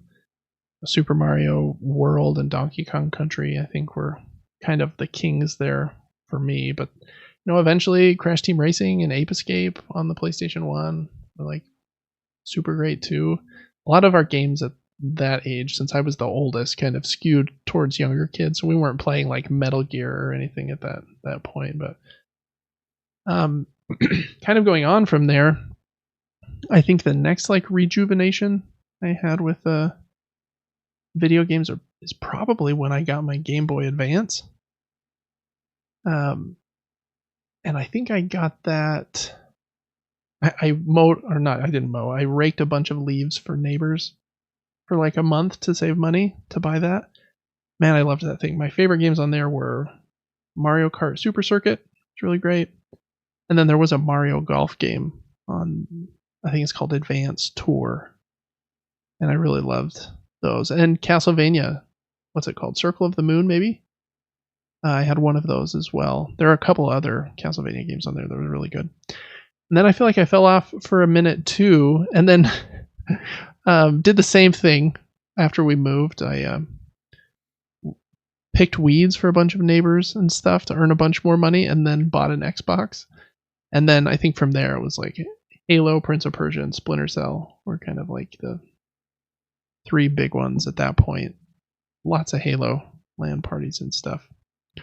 And then I feel like I fell off it again for a little bit. And then for the weirdest thing to pull me back in was the Wii.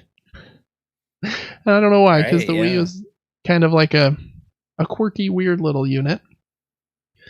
But, and this is going to sound so weird, I really liked Call of Duty World at War on the Wii. Same. 100%. It was way fun to like aim at the screen, and even multiplayer on there was actually pretty good. Like the resolution, not so good. That thing was running at like 720p if we were lucky. But it was way fun. And then like Twilight Princess and Super Mario Galaxy are probably the two others from that generation that I was like, yeah, okay, I really like games. And then I think I was trying to think about recently, because I feel like there was a bit of a time in like the early 2010s where I didn't play games for a little bit.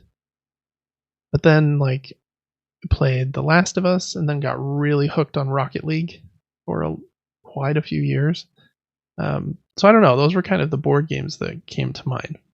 I've got video games that came to mind. And, since then, I feel like I've been playing video games every week for the last like 15, 20 years, and probably like most of my life, just with some short like little valleys where there was a couple months where I didn't or something. Probably because of dumb school or sports or something. For board games, the ones I come back to are, I think the first games we ever played were with Grandma. And the three that I remember playing with her the most are chess, Scrabble, and card games like Phase 10 and Rummy. And so chess is an abstract game, Scrabble's a word game, and Rummy and Phase 10 are card games. So card games, abstract games, and word games kind of have a special place in my heart because of those three. And then more recently, when I lived in Denmark for a couple of years, I played a game of Catan, which was then called Settlers of Catan. That's a very famous and influential board game, and I remember thinking, wow, this is really cool. I didn't know board games could be more than Risk and Monopoly. And I think from that moment is kind of when I was like, okay, I think these are cool. And we had Ticket to Ride growing up. I have that one here next to me, actually. That was one that our family played. Not a ton, but it was one that we would pull out when we were going to play a game. This is a different version. This is a Scandinavian version compared to the American US version that we had at home. So that one was pretty influential for me too. And then when I was really starting to go down this rabbit hole, it was just me and my wife playing games. And so the first few that I got in my collection before I had this giant wall behind me that's a little much were a few two-player games. First up is this tiny game in this little box called Jaipur, and it's a very, very fun kind of set collection game where you are trying to outplay your opponent with these cards to get the most gold or rubies and be the best kind of a merchant. Super, super good. And very short. My wife loves that game. And then I got another one that kind of just solidified my love for abstract games. I'm a little picky with them, but abstract games can be really, really fun. I try not to get too hooked on a single one because chess can like take over your whole life. But this one is excellent. It's called Yinch. And it's basically, you have to get 5 of your color in a row, and it kind of has an Othello element where anytime you hop over an opponent tile, it flips, so you can flip your opponent's colors to your tile.